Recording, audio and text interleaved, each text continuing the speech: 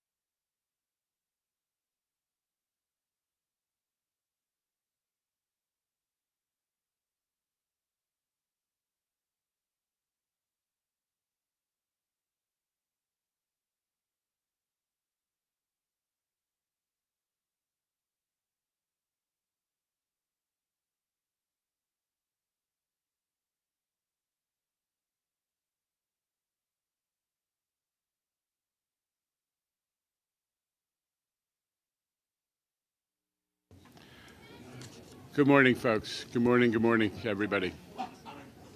Time for me to call to order the March MTA Board Meeting. General Counsel Graves, do we have a quorum for the record? Good morning. Yes, Chairman Lieber, we have a quorum. Thanks, Paige. Before we hear from public speakers, the usual brief safety announcement, please. Your safety is of the foremost importance to the MTA. Therefore, we ask that you listen and adhere to the following instructions. If you witness an emergency, notify emergency personnel in the room and call 911 immediately.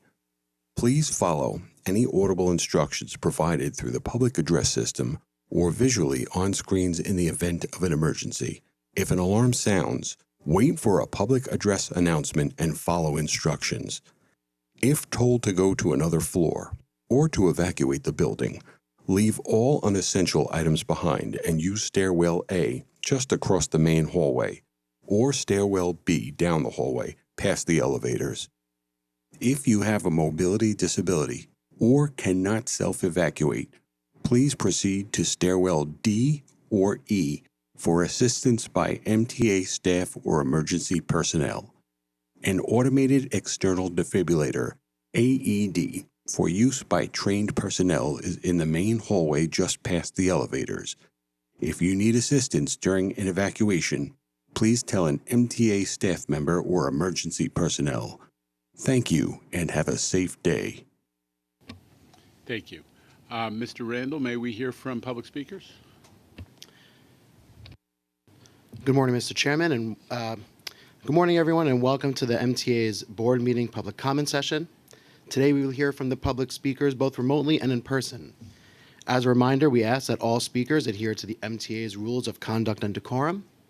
I would also like to remind our public speakers that in the interest of time and fairness to all speakers, we limit everyone to 2 minutes.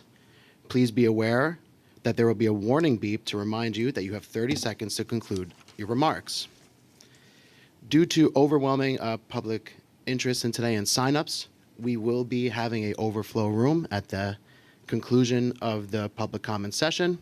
If you are a part of the overflow room, please note that your recorded comments will be distributed to the MTA board and will be posted to our board meeting webpage and YouTube channel. So our first speaker will be Kathleen Collins, followed by Senator Andrew Gunardis on Zoom.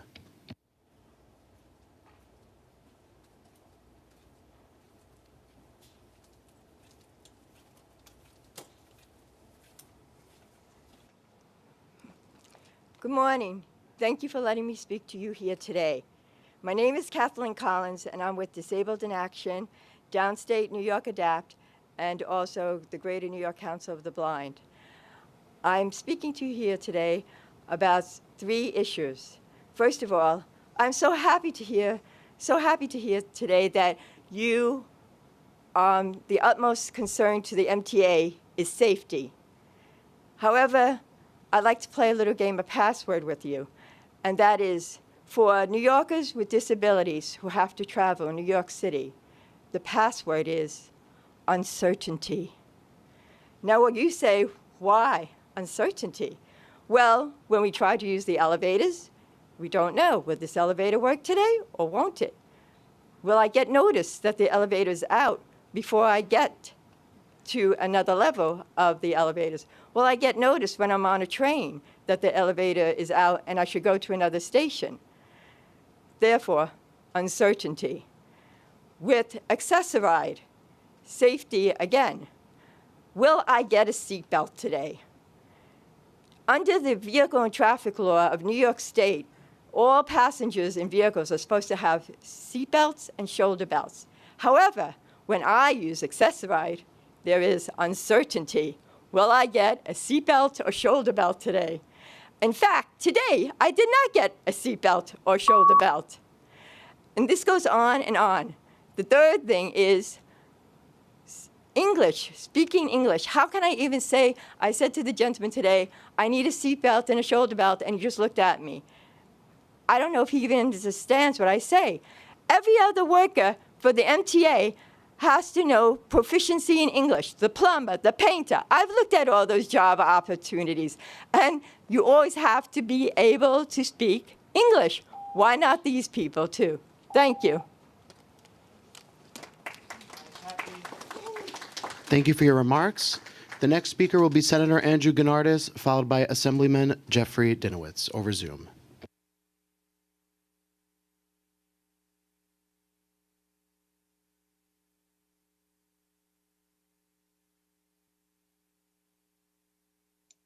There we go. Thank you. It was not letting me unmute myself. Good morning, everyone. Great to be here with you again. Coming to you from Albany. Just wanted to add in a quick minute update on our work up here to make sure that we address the MTA's fiscal challenges related from COVID. There is enormous recognition up here in Albany about the huge role that the MTA plays, not just in New York City, but across the entire downstate region, and how this is the lifeblood of the entire city and the entire state. And we are not going to let the MTA fall backwards because of the pandemic. We're going to do everything we can to not only meet what the governor's rescue plan is, but hopefully to exceed it. I know that there are many folks in this city who depend on this service. We want to see you guys be able to provide us even more service. And we know that to do that, it's going to take funding to do that. And so we're looking at every option on the table. We are talking to every single member of the legislature, upstate, downstate, everywhere in between, and making sure that we make the case for just how important it is to fully fund public transit. I know that our chairman says this all the time. I say it too. We can no longer rely on fare revenue alone to fund public transit. We don't pay for sanitation services that way, police services, fire services. Public transit should be no different. And that's the work that we're starting to do up here in Albany. Hopefully the next time you all convene, we'll have finished the budget. It'll be timely, and we'll be able to be rest assured that we have a public transit. So thank you very much, everyone, and thanks for letting me join you for a few minutes. Thank you for your remarks, Senator. Next, we have Assemblymember Jeffrey Dinowitz over Zoom, followed by Tashia Lerebors in person. Good morning, everybody. I, too, am calling from beautiful downtown Albany. We are hoping to finish the budget any time now. And I just want to say that we recognize some of the major strides that were made in recent years. You spent billions of dollars giving people on Long Island East Side access, billions of dollars on the Second Avenue subway in Manhattan. And I'm hoping the day will come when you will give West Side access to people in Bronx and Westchester on the Hudson line as well as improving service in the Bronx for bus service and continuing to make sure every station is accessible. This year, as the state senator just said,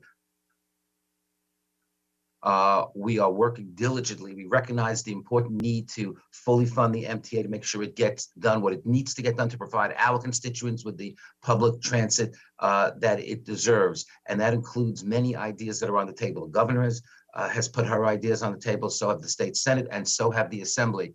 And I believe that we will come together over the next few days to fund the MTA in a way it needs to be done. And I think every idea that has been put out there in the by the governor or in the Assembly and Senate budget resolutions, other than maybe giving $500 million by the city of New York, should be on the table. And I'm confident that over the next couple of days, we are going to do what we have to do for our constituents. And I know as a resident of the northern part of the Bronx, we depend heavily on our bus service in particular. So I look forward to finishing the budget in the next couple of days and then working on making sure all of our goals are met. Thank you so much. Thank you for your comments, Assembly Member. The next speaker will be Tashia Larebors, followed by Councilmember Sylvina Brooks Powers over Zoom. Good morning. My name is Tasha Larebors. I'm a community organizer for Center for Independence of the Disabled, New York.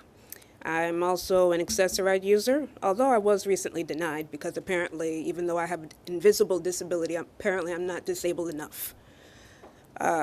Came here to talk about elevators.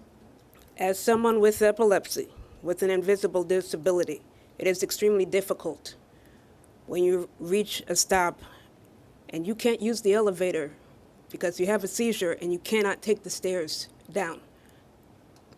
I have had situations like that. I have had situations where I was fortunate enough to have an elevator to take me downstairs. There are over 400 train stops. And yes, while I'm glad that an agreement was made to improve on elevators, for the current elevators that are working, that is a situation that needs to be resolved. They need to be repaired. It should not have to shouldn't have to require a lawsuit or a press conference outside in order for our voices to be heard. Thank you. Thank you for your remarks. We will go to Councilmember Keith Powers, followed by Assemblymember Bobby Carroll. Thank you. Nice to see everyone here today. My name is Councilmember Keith Powers, Majority Leader of the City Council, and I represent the 4th Council District, representing Midtown and the East Side of Manhattan. Before I get into what I'm here to say, I just want to echo what others have said today about funding for the MTA and could not agree more about the need to make sure this budget includes funding for the MTA. I know we're talking a little bit about subway accessibility today, and I wanted to jump in to echo the concerns of folks that are here testifying today and make aware of some ideas to enhance service. My office actually recently released a study on elevator and escalator performance. This actually was inspired by constituent complaints in my district about out-of-service elevators that were closed for weeks on end. We expanded our review to look at the entire system, not just my district, and noticed that there were issues that deserved a much more comprehensive look related to assistive equipment, escalators and elevators, namely, and looking particularly at the third-party operators.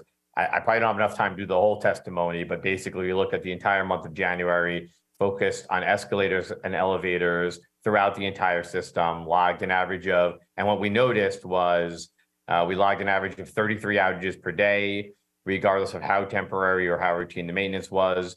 We also found, as other reports have said in the past, third-party operated elevators and escalators are amongst the poorest performers, but we want to give kudos to the MTA crews for restoring their outages much more quickly on average. And then we also noted that even outages were planned, they not always were listed on the MTA website in advance. So we made a number of recommendations, including stronger action on third-party maintenance, listing all known future outages on your website, and designing quicker methods for people to report problems. We're sending over the whole report for folks to take a look at, but wanted to just highlight a couple of things here today. Thank you for your remarks, Council Member. Next, we will go to Assembly. Our next speaker will be Assembly Member Bobby Carroll, followed by Iris Kelly.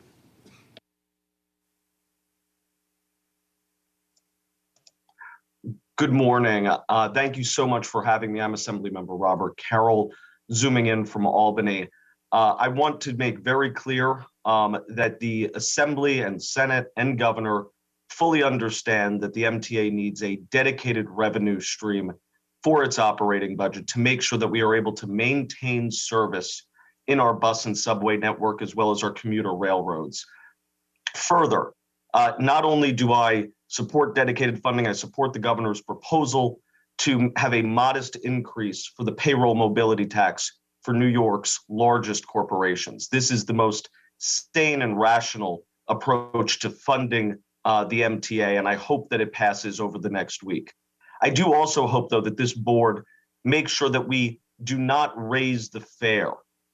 We need to hold the fare at $275 for the next 2 years as we try to encourage riders back into the system. I have been heartened as I take the subway regularly that I more often stand and even squeeze into subway cars over the last number of months.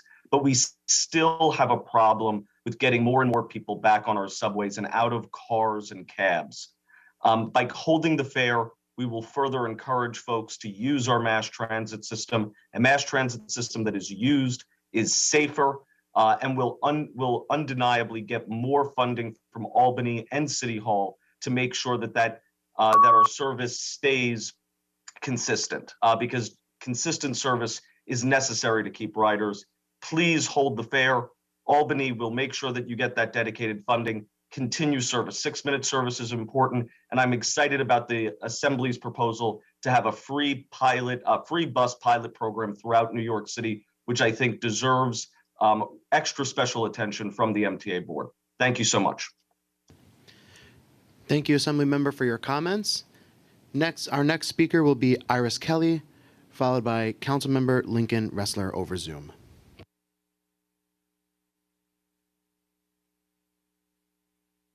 Iris Kelly. I also want to say that we need more elevators done sooner than later, because many people who need them like people who are elderly, children, or from wheelchair, or any type of people even traveling people who need to get around, because you can't always rely on climbing stairs. It's not easy. Some people have a problem with knees, everything, you name it. And we want to make it easy for people to get in the subways, get to work, go to places where they need to be, and be able to have good travels for everybody. Even for yourselves, it'd be a lot easier to have a lot of elevators around to make it easy for people to get around. And please get it done as soon as you can. Please. Thank you. Thank you for your comments. Our next speaker will be Councilmember Lincoln Ressler over Zoom, followed by Mr. X. I want to thank the distinguished members of the MTA board and underscore that this is a absolutely pivotal moment for the future of mass transit in New York City. And we are fortunate that Governor Hochul has stepped in, taken ownership and responsibility for the MTA, and is attempting to ensure that we have the resources that we need. But every partner in our system needs to step up right now and deepen our investment in the MTA so that we can maintain our service, expand our service, and keep fares affordable. I applaud the governor for her thoughtful proposals. I do believe that a payroll mobility tax is a reasonable approach. I think that the state legislature has put forward other good ideas for how we can generate revenue in progressive fashion to sustain the lifeblood of our city. And I believe the city of New York can and should do more to support the MTA. The goal, the vision, the North Star of 6-minute service must remain our our goal for what type of service New Yorkers can depend on to get to and from work, to get to enjoy the 5 boroughs of New York City and beyond. But the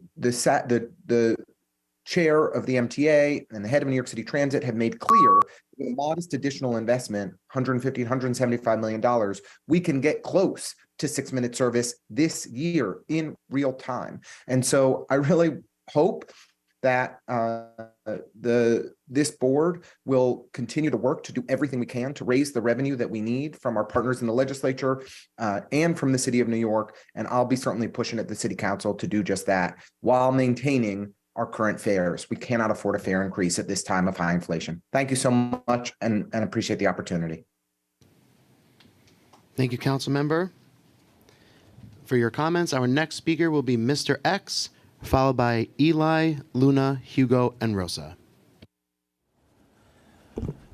To Kathy Rinaldi at Jamaica Station, you need to keep the long array of bathrooms open. Over the years, they were constantly inactive, forcing me to go upstairs to the air train, Kennedy Airport, or should I say the fake A train, which is really annoying. That's not how you should run a public transportation system. And to Jana Lieber, since you succeeded your predecessor approximately 2 years ago, you missed at least 4 public hearings, 3 were held here.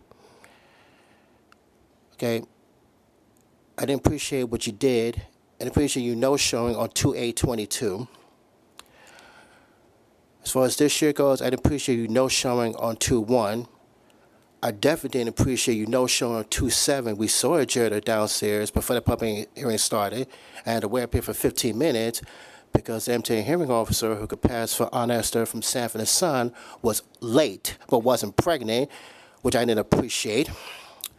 Okay, I didn't appreciate what you did 2 weeks ago today. You held that public hearing near a subway station that has no downtown-uptown transfer, is served by local trains on, therefore it's served by less ridership, and isn't wheelchair accessible. You should have held it near 125th Street. Okay, and also in connection to that public hearing, I didn't appreciate your male employee making that long speech, and when I testified, he almost put me to sleep. I'm not against him making a presentation. I'm against him putting me to sleep with his poison in his mouth. Okay, if you hold a public hearing, you should attend it. And if you and your employees make a presentation, you need to shorten your speeches. This way you're not cutting to our time. This way you're not putting us to sleep. You want to put me to sleep so bad? Tell me a bedtime story, a good bedtime story, not your life story. You understand what I'm saying?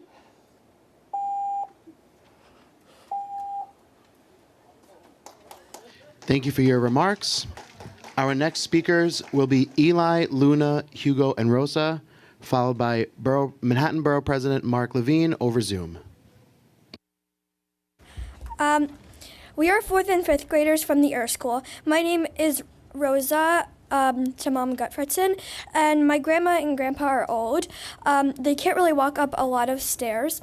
If they take the train to my house, they can't get up the stairs, and there's no elevator. Please put more elevators. Thank you.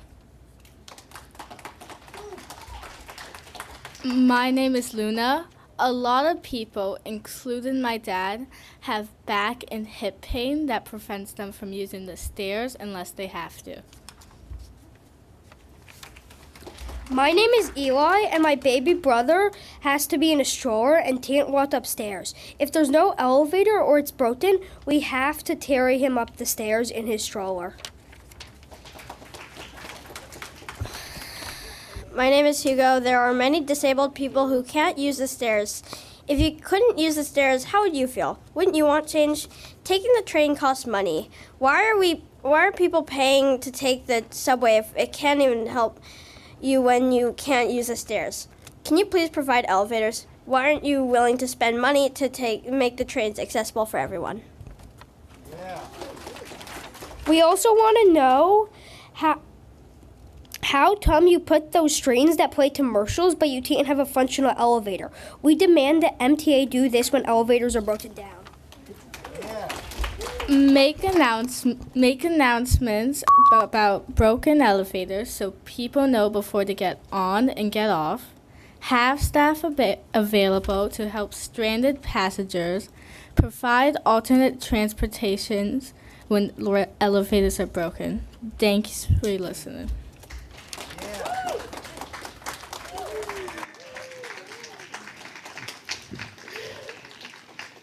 Thank you very much for your remarks. Next, we will be joined by Manhattan Borough President Mark Levine, followed by Tiffany Ann Taylor. My goodness, Eli, Rosa, and Luna, that was phenomenal testimony. Can we give them another big round of applause? Because I really enjoyed that. And I agree with you. I want to start by acknowledging that while we have much more work to do on transit in Manhattan and New York City, we are making progress. You see it in the ridership numbers, which are ticking up slowly but steadily. And I hear it from Manhattanites every day who tell me that, again, while we have much, much more work to do, they are feeling that the rider experience is improving. But this is precarious. Your financial situation is precarious. And it would just be devastating if you filled your budget hole by cutting service, by laying off MTA workers, by ramming through a massive increase in fares. Riders would start leaving again. We would lose these games, and that's not acceptable.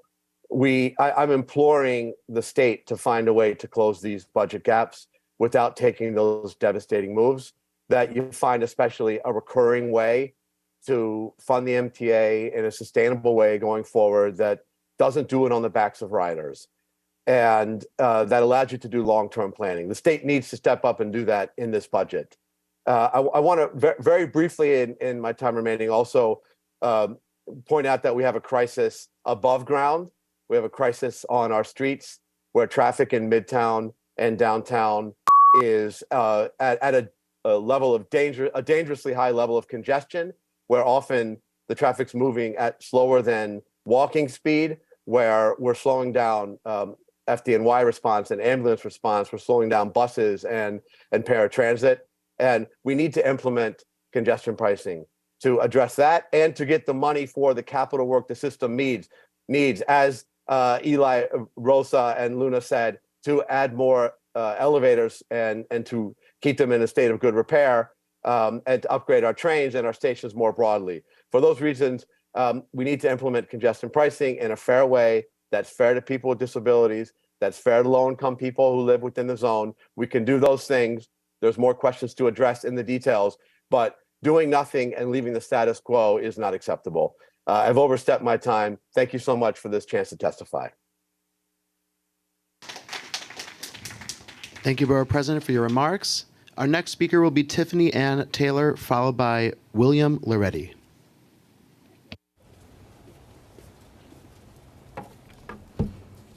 Good morning. My name is Tiffany Ann Taylor, and I'm the Vice President for Transportation at the Regional Plan Association. For decades, we have strongly supported responsible, dedicated funding for public transportation. Across the country, public transportation systems are suffering from the impact of low ridership due to the pandemic. The MTA is no different.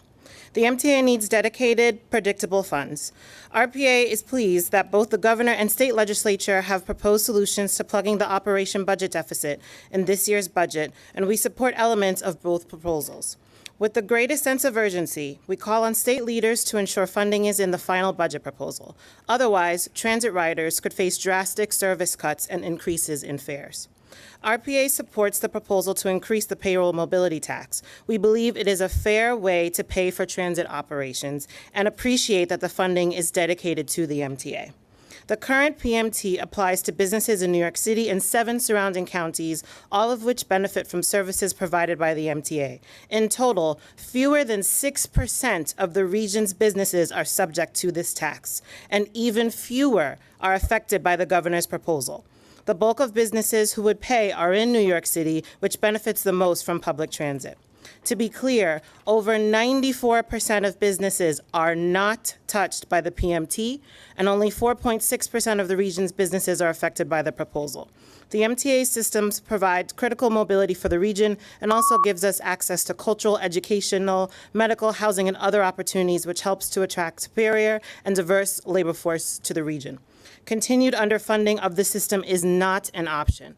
Local travel patterns have changed, more employers have embraced the benefits of hybrid work, yet levels of congestion still persist. In order for there to be continued mobility of people and goods in the region, we need to think creatively about solving funding gaps today instead of pushing the problem down the line and hoping for a different outcome tomorrow. Thank you. Thank you for your remarks. Our next speaker will be William Loretti, followed by Felicia Park Rogers over Zoom. Hello, ladies and gentlemen of the MTA Board. My name is William Loretti, and I am a student at the Clinton School. And I'm here today to help fight NYC's disturbing subway surfing issue. I'm here to pose certain safety suggestions that could dial back subway surfing greatly. On February 20th, 2023, my friend and peer Zachary Navazio died while traveling on the J train in between cars after unclipping the safety chain, which is meant to be there to keep people safe. He put his foot on the place where the chain is supposed to be with the purpose of looking over the train. Oh, sorry. Where am I? I am not here to blame the MTA for Zach's death, but I am here rather to ensure that no kids die in the way Zach did again. The trains that the MTA runs are giant mechanical death machines, and if necessary safety precautions are not taken, the line between life and death can be very fine traveling on the public subway system. For the majority, the trains are safe, but in my thinking over Zach's death, I have come up with a safety measure that, if put in place, could very easily end the rampant subway surfing trend. As you all probably know, subway surfing is a trend that has seen a resurgence in the last few years, and I know an ex-surfer myself. And talking to this individual, they have told me the main way of getting on top of the train like Zach had done is to unclip the safety chain. I think that the MTA should invest in new unclippable safety chains on the 4, 5, 7, J, A, and L lines, which are the most common and easiest surf trains, due to being able to unclip the chains on these lines. I understand that the MTA is facing budgeting issues after post-COVID, but these chains create liability and more potential lawsuits for the MTA that could cause you more money rather than taking action to help stop subway surfing with all these safety measures. We can end this surfing problem with a very simple solution, adding locks to these chains that with anyone with arms can take off to use to climb on top. The old NQRW trains use the same safety chains as the 4, 5, J, and A, but use a mechanism that make it impossible to clip the safety chain. I do not know your relationship with your train manufacturers, but I asked the MTA to reach out to the manufacturer of the NQRW trains and add those safety locks into all trains I've listed. Real quick, I just want to show a video on how easy it is to get up on these things. Should I show it? I don't know. Sorry. As you can see, it's very easy. All you do is you just unclip that thing and you put your foot on it and then you're on top of the train. That's how easy it is. Anyone with arms can do it. Please, help change it. Thank you for your remarks. Our next speaker will be Felicia Park Rogers over Zoom, followed by Lisa Daglian. Can you hear me? Good morning. Thank you for the opportunity to speak with you today. I'm Felicia Park Rogers, Director of Regional Infrastructure Projects for Tri-State Transportation Campaign. TSTC has been working to improve the environment and equity of the region for 30 years by advocating for improved transit and transportation. The MTA fiscal crisis is real. All of the major transit agencies across the country are facing the same issue. COVID relief has ended, fare box revenue has not come back to 2019 levels. That creates a budget gap that is dire and measurable. We need to promote and support transit as the best way to get from point A to point B. That means more frequency, more reliability, no fare hikes, greater accessibility. Now is not the time to kneecap our transit with draconian cuts. The problem today is not lack of riders. There are millions of riders riding every day that rely on the MTA to get to work, healthcare, school, family, and leisure activities, which they literally could not access without public transit. The problem is revenue. The problem is that we expect transit to act as a fee-for-service business. It is not that. Transit is a public utility. Transit is a social requirement like sanitation and fire and should be budgeted for accordingly. New York City and the MTA region require a safe and healthy transit system to maintain stability. Therefore, the state of New York requires a functioning MTA to remain prosperous and stable. It is the role of the state of New York to step in and step up to keep the MTA whole with stable, dedicated revenue, not just during the immediate crisis, but for the ongoing future. TSTC supports the proposed new tax revenue streams as long as they provide dedicated, stable, operational monies directly appropriated to the MTA and adjusted annually for inflation. Every conceivable option must be considered, including the future of potential casino fee revenue funds and one-time expenditure of $300 million to fund the MTA from the state budget. But it is not enough. Enough funds to avoid a fare hike must be appropriated. Essential workers and transit-dependent riders simply cannot afford a hike at this time. We call for additional funds to increase frequency of service. Frequency is the best way to bring riders to the system and to keep them, as well as to address safety concerns. This is not a test. The urgency to keep our transit system viable and functioning is real. Thank you.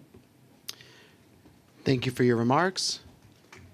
Lisa Daglian will be our next speaker, followed by Betsy Plum.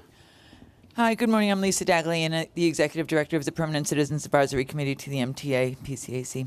We're getting closer to a budget, one we hope will fully fund the MTA and recognize it as the essential service it is. The pandemic highlighted the unsustainability of fare box dependency. The MTA has been more dependent on fares than almost any other transit system in the country. It's time to change that. And we appreciate that the Governor, Majority Leader, and Speaker are committed to devising a new funding model that ensures riders won't be faced with unaffordable fare hikes and unacceptable service cuts. We appreciate the numerous alternative funding proposals on the table. It shows our elected officials understand the looming catastrophe if riders are left stranded and transit is left to fail.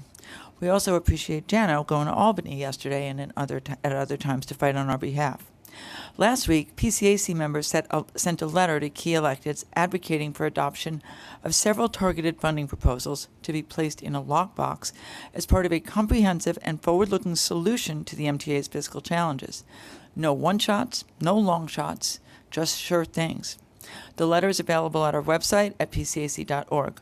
Proposals include $300 million in annual baseline funding adjusted for inflation, increasing the PMT per the governor's proposal, abolishing the MSG tax exemption and allocating future property tax revenue to the MTA, allowing the city to implement a residential parking permit program, broadening ABLE and making it permanent, city funding student metro carts, expanding city ticket to include Far Rockaway and including other expansion, amending gaming legislation and allocating funding to the MTA, taxes on digital streaming services, and introducing a fee on delivery transactions.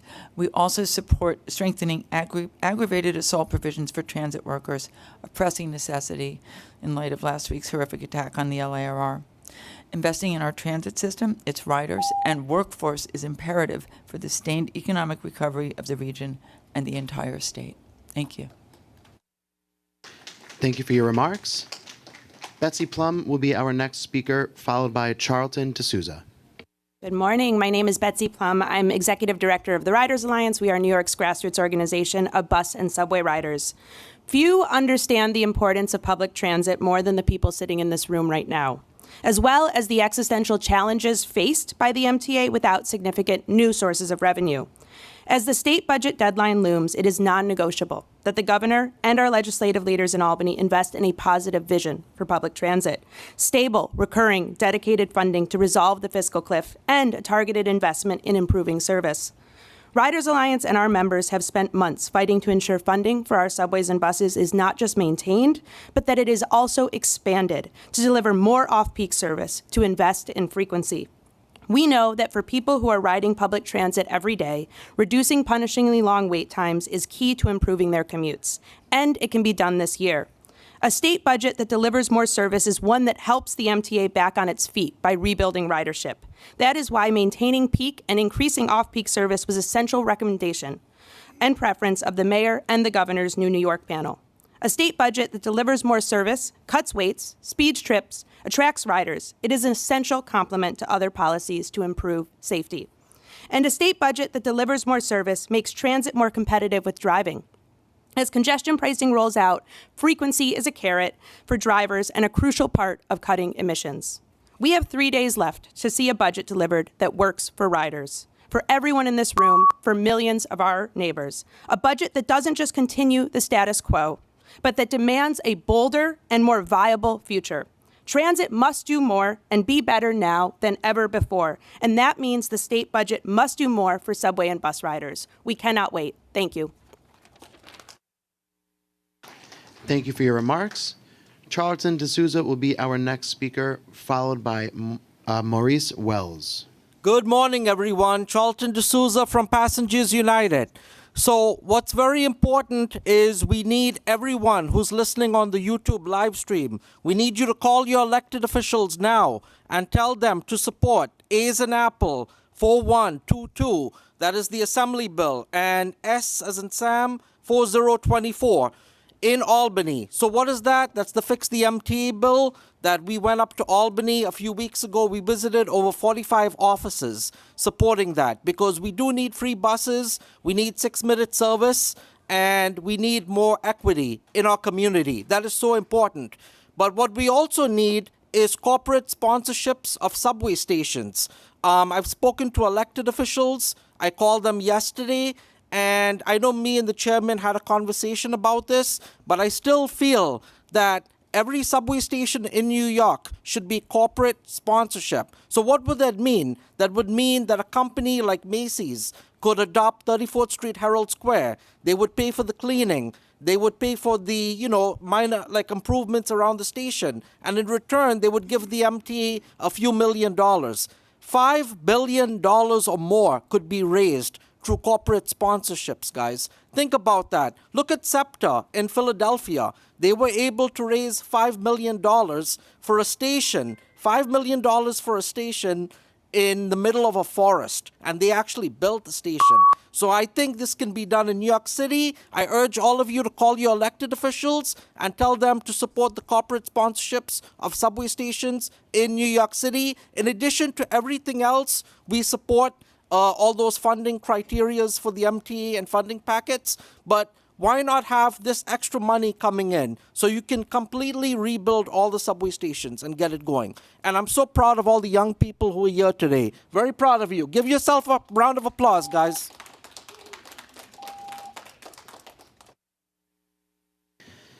Thank you for your remarks. Our next speaker will be Maurice Wells, followed by Christopher Greif.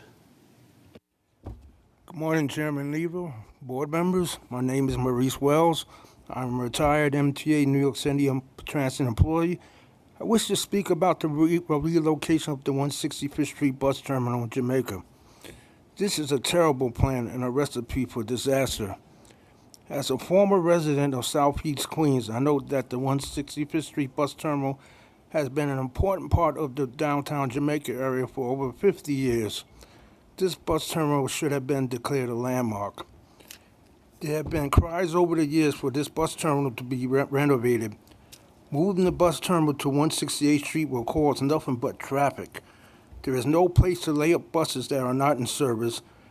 The streets around the parking lot, 168th and 90th Avenue, are narrow. Moving the bus terminal to 168th Street will also interfere with the 103rd Precinct to respond to emergency situations. Unfortunately, there is no other available space in downtown Jamaica. The Jamaica Center bus terminal is full, and the former Green Bus Line terminal on Archer Avenue near Guy Brewer Boulevard is being used for new development. The 165th Street bus terminal should remain in its current location and be renovated. Renovate the 165th Street bus terminal. Do not relocate it. Thank you for your remarks. Our next speaker will be Christopher D. Greif, followed by Danny Perlstein. Good morning, everyone. I'm Christopher D. Greif. First, I want to thank our NYPD and MTA police as we deal with an issue when we had the R211 train running. The cameras work. The cameras save lives. And I want to thank them because, as people say, you see something, say something. Also, I definitely agree with everyone who was behind me who spoke about elevators, even the young children. It's showing that advocacy is working, but we still need to continue advocating for more larger size elevators and ramps, because no ramps don't break down, but there are ways of making sure that we can get on and off the train safely.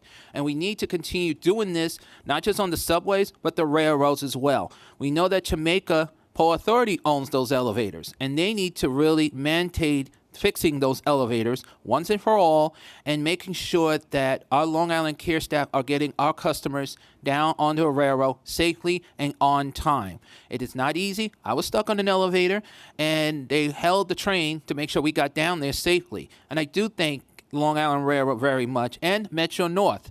But again, We have to continue advocating, and I'm glad to see some elected officials work on the Zoom, but reminding all officials that we need to work on all types of disabilities in our MTA system, from Long Island Railroad, Metro North, the bridge and tunnels, and Capitol, and the buses. And I am so glad to see the bus stroller is continuing on other routes, because baby stroller thing needs to be helped with every child, every early intervention children. They need to get on the bus safely. Thank you. Thank you for your remarks. Our next speaker will be, Our next speaker will be Danny Pearlstein. Good morning. My name is Danny Pearlstein. I'm the Policy and Communications Director for the Riders Alliance. We fight for better transit, not just for its own sake, but to win a more just and equitable New York.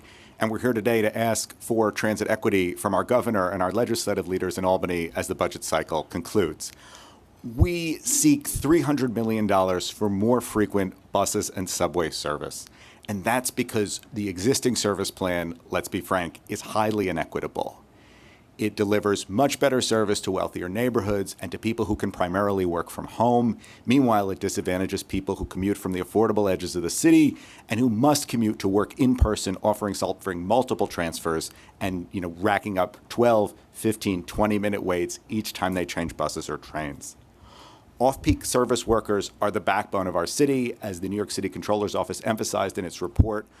Round the clock is the new rush hour. The enormous growth in jobs is outside of Manhattan, and the growth in commuting is outside of the peak period. And that's why the New York panel said to maintain the peak, but to expand the off-peak. And that's exactly what we've asked Albany to do.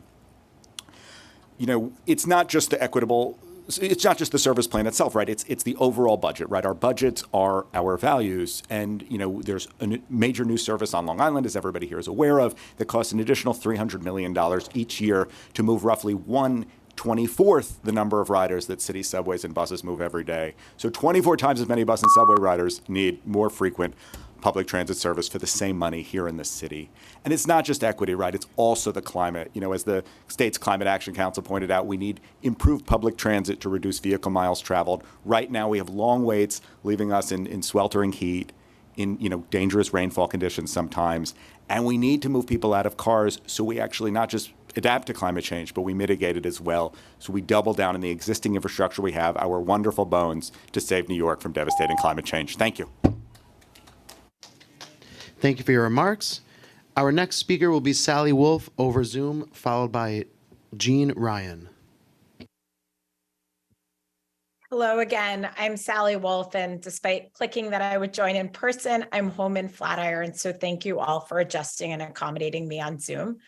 I'm once again here to share my idea for selectively masking specific cars or ideas of specific areas of cars on trains. And in my experience as both a corporate executive and also a psychology expert, there are 3 reasons we resist new ideas. 1, we believe it's too costly, but that's not the case here, as this can be accomplished by simple paper signs. 2, we believe the consumer demand is far too low, but there is demand here. And it's not only from immunocompromised people like me. Friends who are healthy tell me the only place they still mask is mass transit.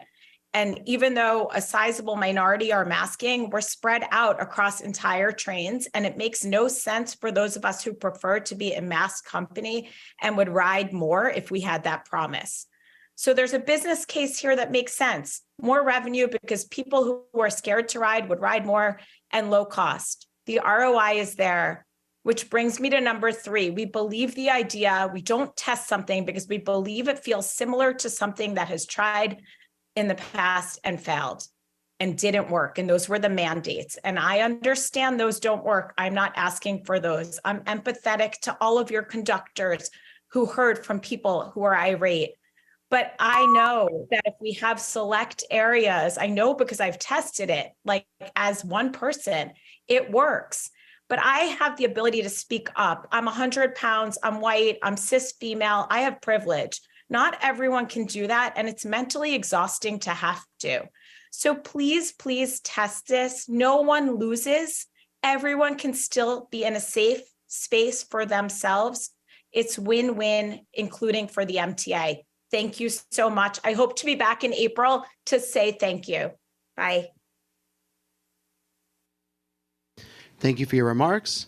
Our next speaker will be Jean Ryan, followed by Councilmember Sylvina Brooks Powers over Zoom. Hi, I'm Jean Ryan from Disabled in Action, DIA for short. Elevators are for everyone, and nothing like the Clark Street elevator fiasco proves it. People are up in arms about the frequent breakdowns and entrapments at Clark Street. The other sad thing is the people who cannot do stairs at all, wheelchair users or anybody else, cannot go to the train at Clark Street because the elevator does not cover the whole vertical route between street and train. Fix it. Thank you. Thank you for your remarks. Next will be Councilmember Sylvina Brooks Powers, followed by Bruce Hain. Thank you so much, and good morning, everyone. Once again, I'm Sylvina Brooks Powers, Majority Whip in the New York City Council and Chair of the Committee on Transportation Infrastructure. This week, alongside 33 of my colleagues, we were able to have a majority of the City Council send a letter to Governor Hochul, Speaker Heastie, and Majority Leader Stuart Cousins in support of the automated bus lane enforcement, or ABLE program. ABLE helps improve speed, performance, and safety on buses that millions of New Yorkers rely on each day. About 3 out of every 4 bus riders are New Yorkers of color, many of them immigrants in outer borough neighborhoods deprived of nearby subway access. Further, all our buses are designed to be ADA accessible, whereas just 27% of subway stations are accessible. New Yorkers, especially those from underserved communities, need reliable bus service to get where they need to go. In our letter, we express support for the governor's proposal to make the ABLE program permanent and to give MTA and New York City Department of Transportation the power to launch a 5-year demonstration program authorizing enforcement of additional traffic violations that impede bus operations. We support accepting this proposal in the fiscal year 24 enacted budget as well. Additionally, I support the state fully funding the operation of the MTA in fiscal 24 enacted budget to ensure the short and long-term success of our transit system. We note, as always, the crucial importance of prioritizing equity in the continued rollout of ABLE, and the council and the city will monitor the impacts of this program on underserved communities and work with the MTA to make adjustments that meet the needs of our neighborhoods. We thank the MTA for their collaboration with city agencies like the DOT and Department of Finance to administer this program. I look forward to continuing to work with the MTA on this. Thank you. Thank you, Councilmember, for your remarks. Our next speaker will be Bruce Hain, followed by Jason Anthony. Good morning, ladies and gentlemen of the board. The Queens Link has now become a force to be reckoned with, but if the MTA had much understanding of their own property, they would know that the Long Island Railroad can fulfill that mission and much, much more, such as a proper air train from Manhattan, with vastly greater capacity and speed as well, and ease. It's an awkward thing. Now, the preservation of the bridges and right-of-way for 6 tracks west of Rockaway Beach Branch is more crucial than ever. It is essential in order to allow high-volume pass-through at Jamaica so that the cross-platform transfers and good scheduling can be restored. But the Jamaica capacity improvement blackballs all that. It is the biggest doozy since East Side Access, and it boxes it in permanently with a stupid bridge. A full flyover is needed there in place of that bridge, and the offending entering track can easily be moved. It's a short-term project. Move over for a fraction of the cost. It works perfectly lined up with Station Track 3, and that was foreseen. But at 63rd Drive, someone has cut into the north embankment of of the main line with sheet piles. It's about 300 feet of sheet piles along there. And there's no record of that anywhere that I've been able to find. Then chopped it off. They chopped off the embankment to make extra room for some kind of easement or something that's been granted, or did you sell the property, or what did you do? Now it's not only the Rockaway Beach branch, you're vandalizing the main line. And I want a fulsome explanation of that. Can you do that, please? Please conclude your I'm going remarks. to write in. Can you please get me a fulsome explanation of that? Thank you, and conclude your remarks. Have a nice day. Our next speaker will be Jason Anthony, followed by Jolise Race. Good morning, Jano, and the rest of the board. And good morning, Neil. Good morning to the rest of the board. My third week into returning to school. After I left school last night, I faced a delay going home. As soon as I boarded a 34th Street Hudson Yards bound 7 train, I heard the conductor saying, "This train is being held due to a passenger being injured at Vernon Boulevard, Jackson Avenue." I said, "Great, now I'm gonna be delayed getting home." I was held in that station for, guess what, folks, of various lines, 10 minutes. And then when I got to Queensboro Plaza, the conductor said this train is going to be terminating at Hunters Point Avenue. Luckily, I wasn't directly affected, but others were. Let's do some fact checking, shall we? The elevators at Jamaica Station on the Long Island Railroad, guess what? They're not owned by the Metropolitan Transportation Authority. They're owned by the Port Authority of New York and New Jersey. But guess what, folks? Yours truly, along with Christopher Grive, have been speaking in the Port Authority meetings for the past few months. And we have got work done with the Port Authority of New York and New Jersey. But Governor Murphy in the Garden State is against congestion pricing. Let's get that right. I'll see you guys next month. Thank you for your remarks. And our final speaker before we go into the overflow session will be Jolise Race. Hello, everyone. My name is Jolise Race. I am a senior organizer at Riders Alliance, the grassroots organization that fights for better public transportation in New York City. We know that MTA is facing a huge budget gap, and we commend the ambitious funding that the governor, the state assembly, and the state senate has each put into their budget proposals to help close it. It's imperative that riders don't see any service cuts to their already arduous commutes, but this alone is not enough. Riders not only need to see funding to maintain the MTA, we also need funding to improve the service that we depend on every day. Public transit riders, myself included, are too often waiting too long to board the trains and buses to get us to where we need to be. On Monday, I waited 20 minutes for an R train on my way to Sunset Park. This is not acceptable service, and it's not the service that New Yorkers deserve. I talk to riders every day who have arrived late to work, late to pick their children up from school, late to church, all because of unreliable service. We can and must do better, and the state budget offers an opportunity to deliver a new vision for transit. Public transportation is the lifeblood of this city, and the state budget needs to reflect that. The time is now, and riders can't wait any longer. A budget is a moral document, and the governor has the chance now to show riders that she cares. Thank you. Thank you for your remarks. Chairman Lieber, we have reached the allotted time for public comment this session. At this time, we ask the remaining registered speakers to stand by as we transition to a separate live recording session.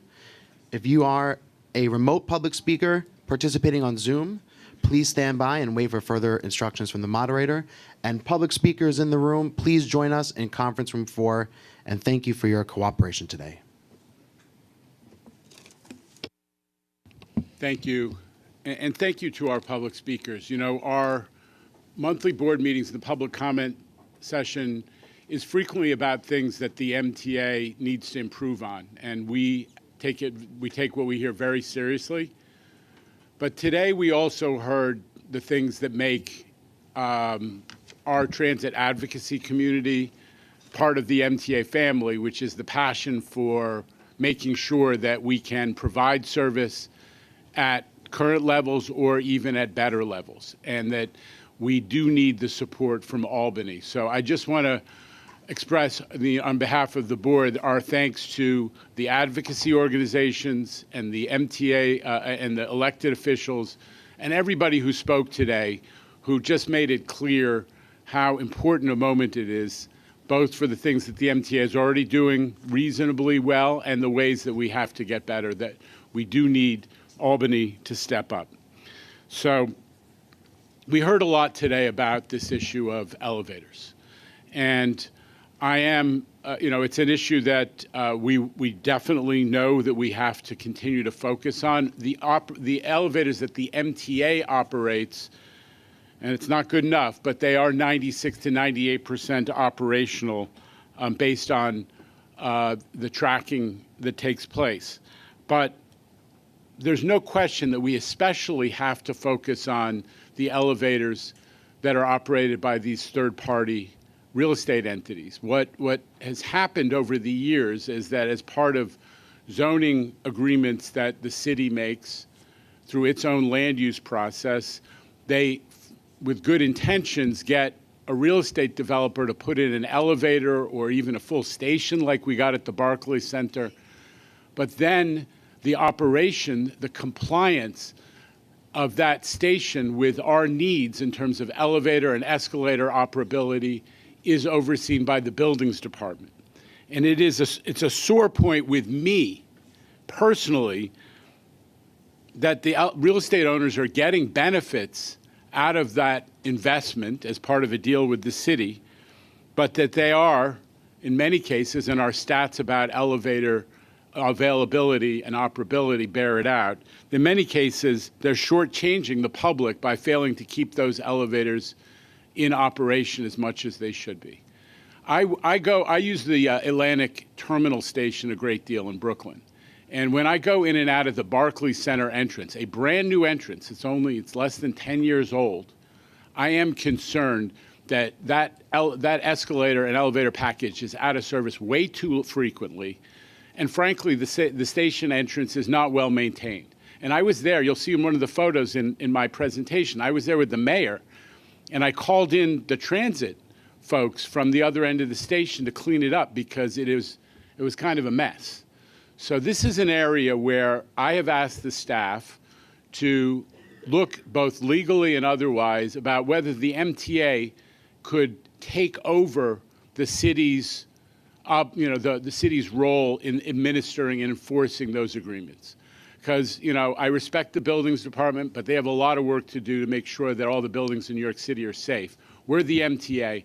We will be highly motivated to make sure that those operators do better on elevator and escalator maintenance if we have the ability to do enforcement. So I'm just letting people know we haven't come to a conclusion of if we could do it or how we could do it, but Councilmember Powers did that study that he talked about in his testimony, and it bore out that the lowest performing escalators are many of these privately installed elevators and escalators, and we want to do something about it. So stand by on that score. Listen, in a little while, we're going to have a presentation on other important topics, including the broader issue of how we create a first-class station environment in terms of cleanliness and maintenance. Rich Davey and his team at Trans have been doing a lot about that. And we're also going to hear about our work on track trespass and on this issue of safety on the trains with respect to people riding outside of trains, as we heard from one of our public speakers today. But apropos of what a lot of people talked about today, I need to take this moment to emphasize and acknowledge how significant this moment is for the MTA. Negotiations in Albany are well underway, and it is not an exaggeration to say this is an existential moment. This is an existential moment for public transit in New York. and more important for our riders whose lives in so many ways depend on public transit. I went to Albany yesterday to talk to as many legislators as I could to emphasize the seriousness of this moment and the fact that although they have a ton of issues before them in this budget, and I respect that, it is essential that they move quickly to a budget deal that will fully address the MTA deficits brought on by COVID and to head off service cuts, massive fare hikes, and God forbid layoffs and other undesirable impacts. For some time, I've been making the case that COVID demonstrated that public transit is essential service like police, fire, and sanitation, and it ought to be funded more like those essential services with less reliance in our structure on the fare box. I keep telling everybody that, as you know. We've also asked the state to make sure that the funding solution, whatever it is that they end up with, is based on recurring revenues and does not require annual appropriations. This is not government speak. The reason this matters is that we have to plan. When people talk from the podium about increasing service and wanting more frequency, whatever we get, we have to plan for the long run because we need to make sure we have the staffing and the operation in place. We have to do picks with our union employees. We need to know the money's going to be there. So I don't want to be going back to Albany year after year to have to shake the cup again and have another drama about how much money is going to give to MTA. The revenue ought to be recurring, and it needs to be, and respectfully to decision makers in Albany, don't sunset these new revenues. If you agree on them, make them permanent so we don't have to run up to Albany in a couple of years and have this drama all over again. Now, in February, thank you for that. Now, in February, Governor Hochul tabled a proposal that responds directly to some of the principles that I've been talking about and the appeals that we made. It draws from a variety of sources to cover the deficit, but the largest by far is this payroll mobility tax, which, as a Cranes article, which featured an RPA study in the last day or two, made clear, only affects the largest 5% of businesses. Only the very largest businesses are impacted. Respectfully, some people have been talking about this like it would affect a mom and pop corner store. That's not the case. And what's different about this particular proposal is of all the things that Albany talks about where they might apply an additional tax, how often do the people who are going to be taxed 80% of the dollars say, yeah, it's a good idea, go ahead and tax me? That's what the New York City Partnership did when they responded to the governor's PMT proposal, payroll mobility tax proposal, on the large businesses and said that is the best way to guarantee the MTA. Because those big businesses understand that they want 5-day-a-week service, frequent service, as our friends in the advocacy community highlighted, frequent service, even if their employees are only coming in 2 or 3 days a week. So they know that they're willing to pay a small extra amount of money to make sure that the service is there every day. And I just highlight that for decision makers and folks in the legislature, that this is the rare occasion where a business tax is supported by the businesses who will be taxed. Good news is that both of the houses of the legislature have responded to the governor's proposal with their own proposals, and they are all saying that they want to deal with the MTA deficit fully. But there are, a few things that I hope that everybody will keep in mind as they, undertake this obligation, which is a huge, huge issue for New York. Among the messages I want to send to Albany is, please do not gamble with our economy by doing anything that would threaten our ability to maintain or even expand transit service. The MTA is playing a huge role in New York's economic revival. In the past 3 years, the region has regained nearly all of the jobs lost during COVID. All of ridership seems to trend closely parallel to job growth. On Thursday, March 16th, the subway set a new record, 3.95 million paid rides, which beat our last high in December. The same day, we also saw a new Omni record, over 2 million taps system-wide. In fact, the whole month of March is trending to be the largest month yet. With 3 business days left in March, we're on track to hit 150 million trips, almost 10 million more than our previous high in October. That's the projection you see on the right of this slide. I'm not claiming that I know the exact causal relationship between job growth and ridership, but I'm confident that transit customer satisfaction is playing an important role in the region's economic recovery. The subways hit a new monthly record last month, with 65% of our respondents saying they were satisfied or very satisfied with service. That's a 13-point bump since June of 22, in less than a year. In less than a year. And I'm a lifelong New Yorker. How often do 65% of New Yorkers say they're satisfied with anything, right? Overall satisfaction with buses shot up 5 points since December to 69%, and Access-a-Ride is even higher at 77%. Customer satisfaction with service, the North Star in the Rich Davey constellation. Satisfaction would be placed at risk if Albany fails to fully address MTA deficits with solutions that provide certain funding. A huge factor in these positive trends has been the turnaround in subway safety led by Governor Hochul and Mayor Adams. As you heard from the NYPD at the Transit Committee, the first 2 months of 2023 were the second safest on record since the NYPD started keeping records of transit crime in the early 90s. And it was exceeded only for a brief time at the height of the COVID pandemic, when there were very, very few riders. That improvement to safety has been reflected in a stunning upsurge in rider perception that the subway system is, and these are the words that are being used in the survey, safe or very safe. Barely 40% of our customers said they felt safe or very safe in November. And in a couple of months, in February, it was 63%. What a turnaround in what a short time. Ridership and customer satisfaction are also growing because subway service has been, in a word, fantastic. Fantastic. We're always going to keep trying to move forward and positively, but 2 straight months, north of 85% on-time performance. February OTP was 2 percentage points higher than in 2019 before the pandemic. OTP in March is shaping up to be higher than last year's average again. We are headed to what we think will be the best quarter for the subways, maybe ever.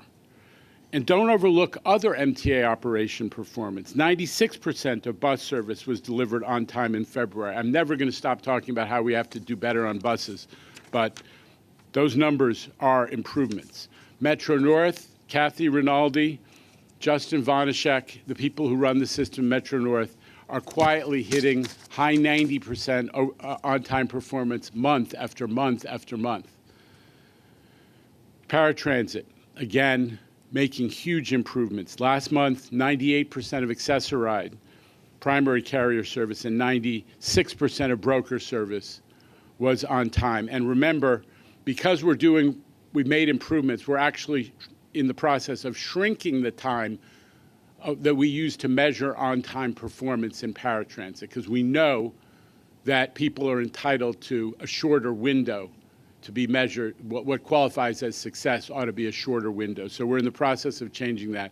Congratulations to Rich and to Chris Pangilinan, who runs the paratransit system. Even the LIR, after a bumpy start to the new timetables, is measuring up. The railroad is back to OTP in the 93 to 95% range, not quite as high as their 2022 average, but definitely a big step up from the first week of the Grand Central Madison service, where it's no secret we struggled as that transition unfolded. But from day one, we knew there would be a learning curve. with the new schedules and that we would have to adjust. And that's exactly what Kathy Rinaldi and the Long Island Railroad team have done, lengthening trains, diverting some trains from Grand Central Madison to Penn, increasing the number of Brooklyn-bound shuttles, close to cutting the wait time for the Brooklyn shuttle in half. And it's working. There's a lot less crowding, just 5 trains over 90% capacity last week compared to 20 in the first week. And lest we forget, many, many fewer than there were pre-COVID. We are all getting back to our expectation of how do we deal with sharing public space. And our Long Island Railroad system is part of that. And as I said, the Atlantic Shuttle headways are down to 7 minutes instead of 12, and there is always a Brooklyn shuttle sitting on the platform with doors open, so nobody has to wait, whatever the weather, outdoors. Long Island ridership is surging since the schedule change, which expanded the number of trains from 600 and, what was it, Kathy, 650 to 945. The railroad has only had, before the schedule change, the railroad only had 2 days over 200,000 riders. Since then, we've had 8 days over 200,000 riders. Now, while we're pleased with the progress we've made so far since that first week, it does not in any way suggest that our work is done. We have to continue to look at the schedules, make further adjustments. But I do want to acknowledge Kathy and Rob Free and the entire Long Island Railroad team for stepping up to make things better after a difficult first week. Another thing the legislators ought to keep in mind as they consider the fate of our transit system in Albany. Our ambitious $55 billion capital program is actually working. It's getting implemented. We're making good on the mission to modernize the system and to expand mass transit's reach to more New Yorkers than ever before. In 2022, C&D finished between $6 and $7 billion worth of work. They've awarded $11 billion in new contracts now that we're ramping up after being basically on hold during COVID. And, you know, we're all focused on the cost of capital work for all the right reasons. The capital work that was awarded in 2022 was 6% below estimate. $350 million saved versus the estimates in those procurement processes. That is a positive sign. We're using design build. We're using other innovative procurement models like A+B contracts. We're bundling projects together so we take advantage of every single goddamn outage to get the most work we can done. And the approach is paying dividends when it comes to the capital plan's ADA investments. I was thrilled to see young people who are passionate about the fact that we have to have a more accessible system. That has been something where the MTA has dramatically stepped up its game. We have a long way to go, but our program includes 67 ADA projects total, 34 of which are in construction right now. That's as many new ADA stations as the previous 3 capital programs, put together. And the latest package of 13 stations, including 8 awarded through the MTA's first public-private partnership, is going to stretch our dollars and hopefully incentivize quality construction. Indeed, our capital projects are now being procured, as I said, well below estimate and finished within budget. L-Train, $100 million under budget. Third Track, on time, $100 million under budget. The Times Square Shuttle, on time and on budget. We can't forget about Penn Station. That's the shot on the right.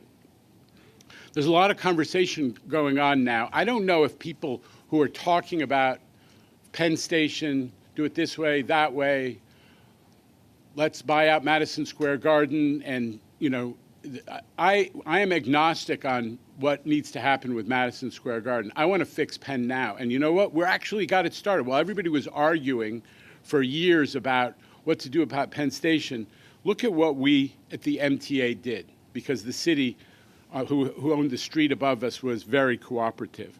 We took the Long Island Railroad concourse and made it unrecognizable. People come out of the Long Island Railroad off of the platforms, and they look around and they think they're lost because it's so unrecognizable. It is twice as wide. The ceilings are much higher. It has new finishes. There is a stunning new entrance to 7th Avenue where people used to stand on 7th Avenue and look around and say, where's Penn Station? The biggest transportation facility in North America, and you couldn't find it standing right in front of it.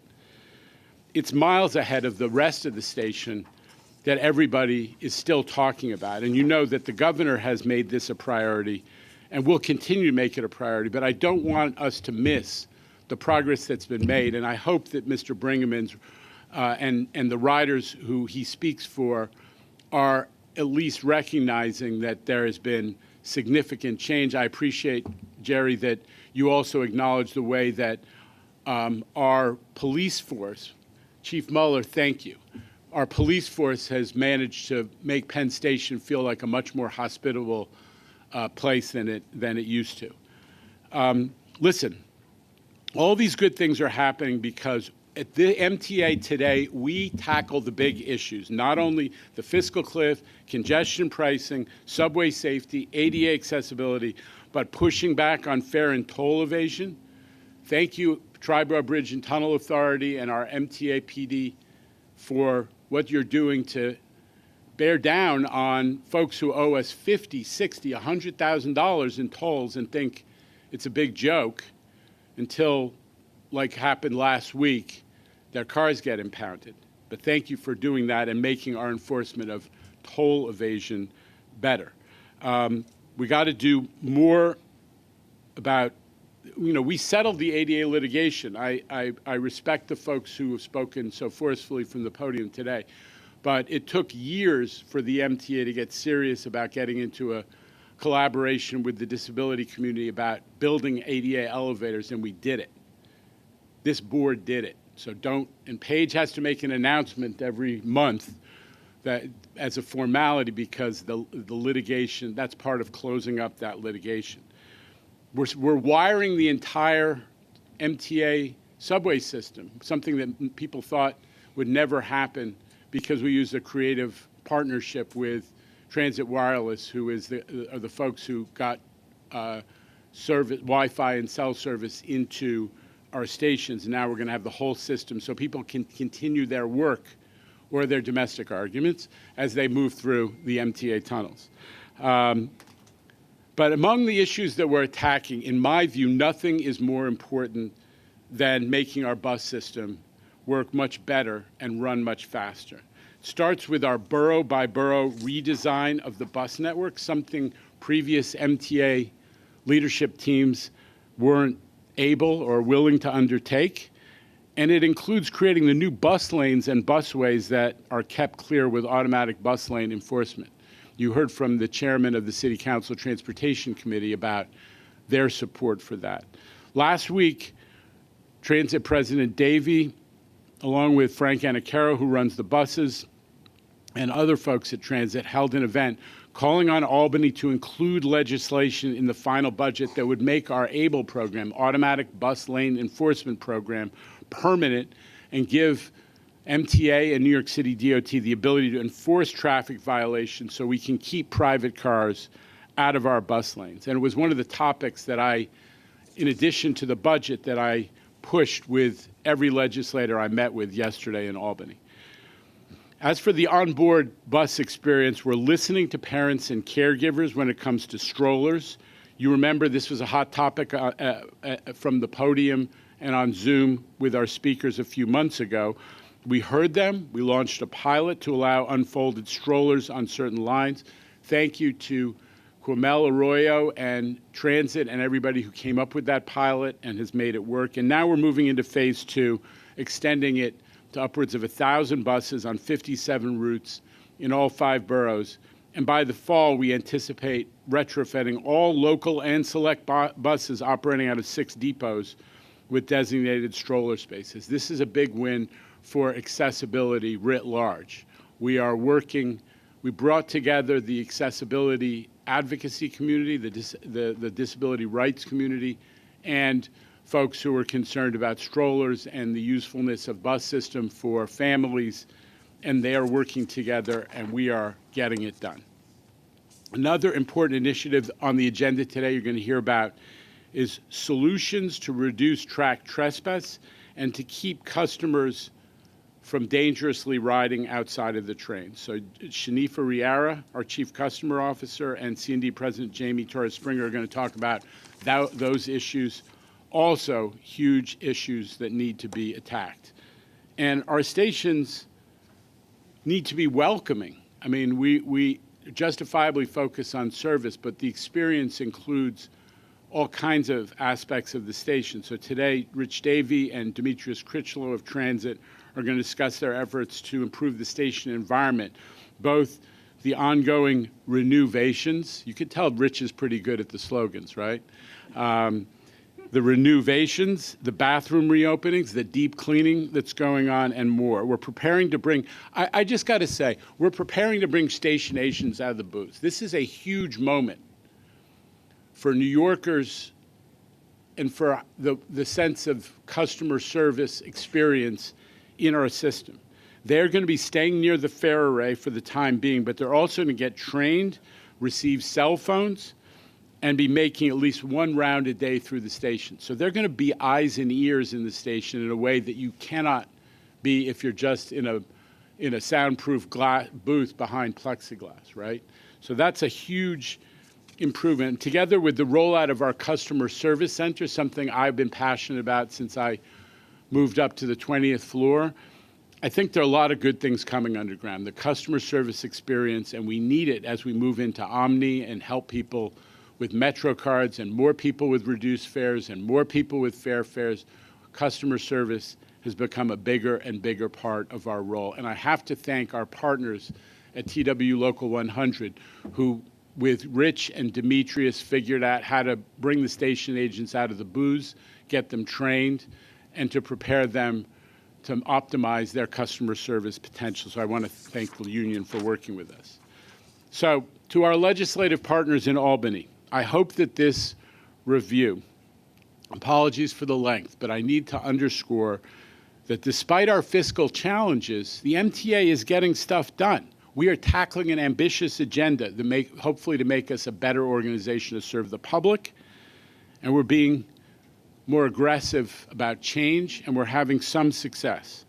We're working like all get out to preserve and improve the system, but we can't keep doing it without the funding solutions that are on the table in Albany, and we're waiting with bated breath to see what is going to happen.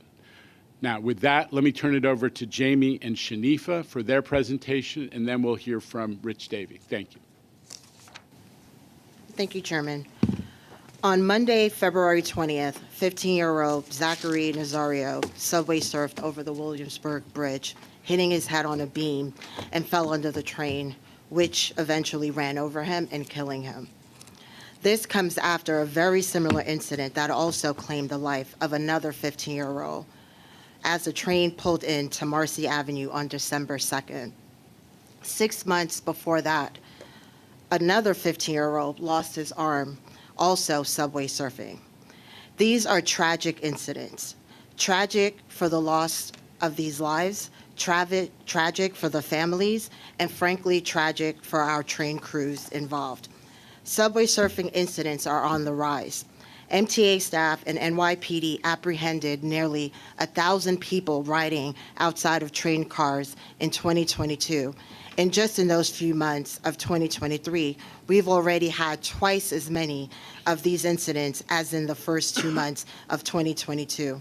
These concerning, escalating, and deadly trends has to stop.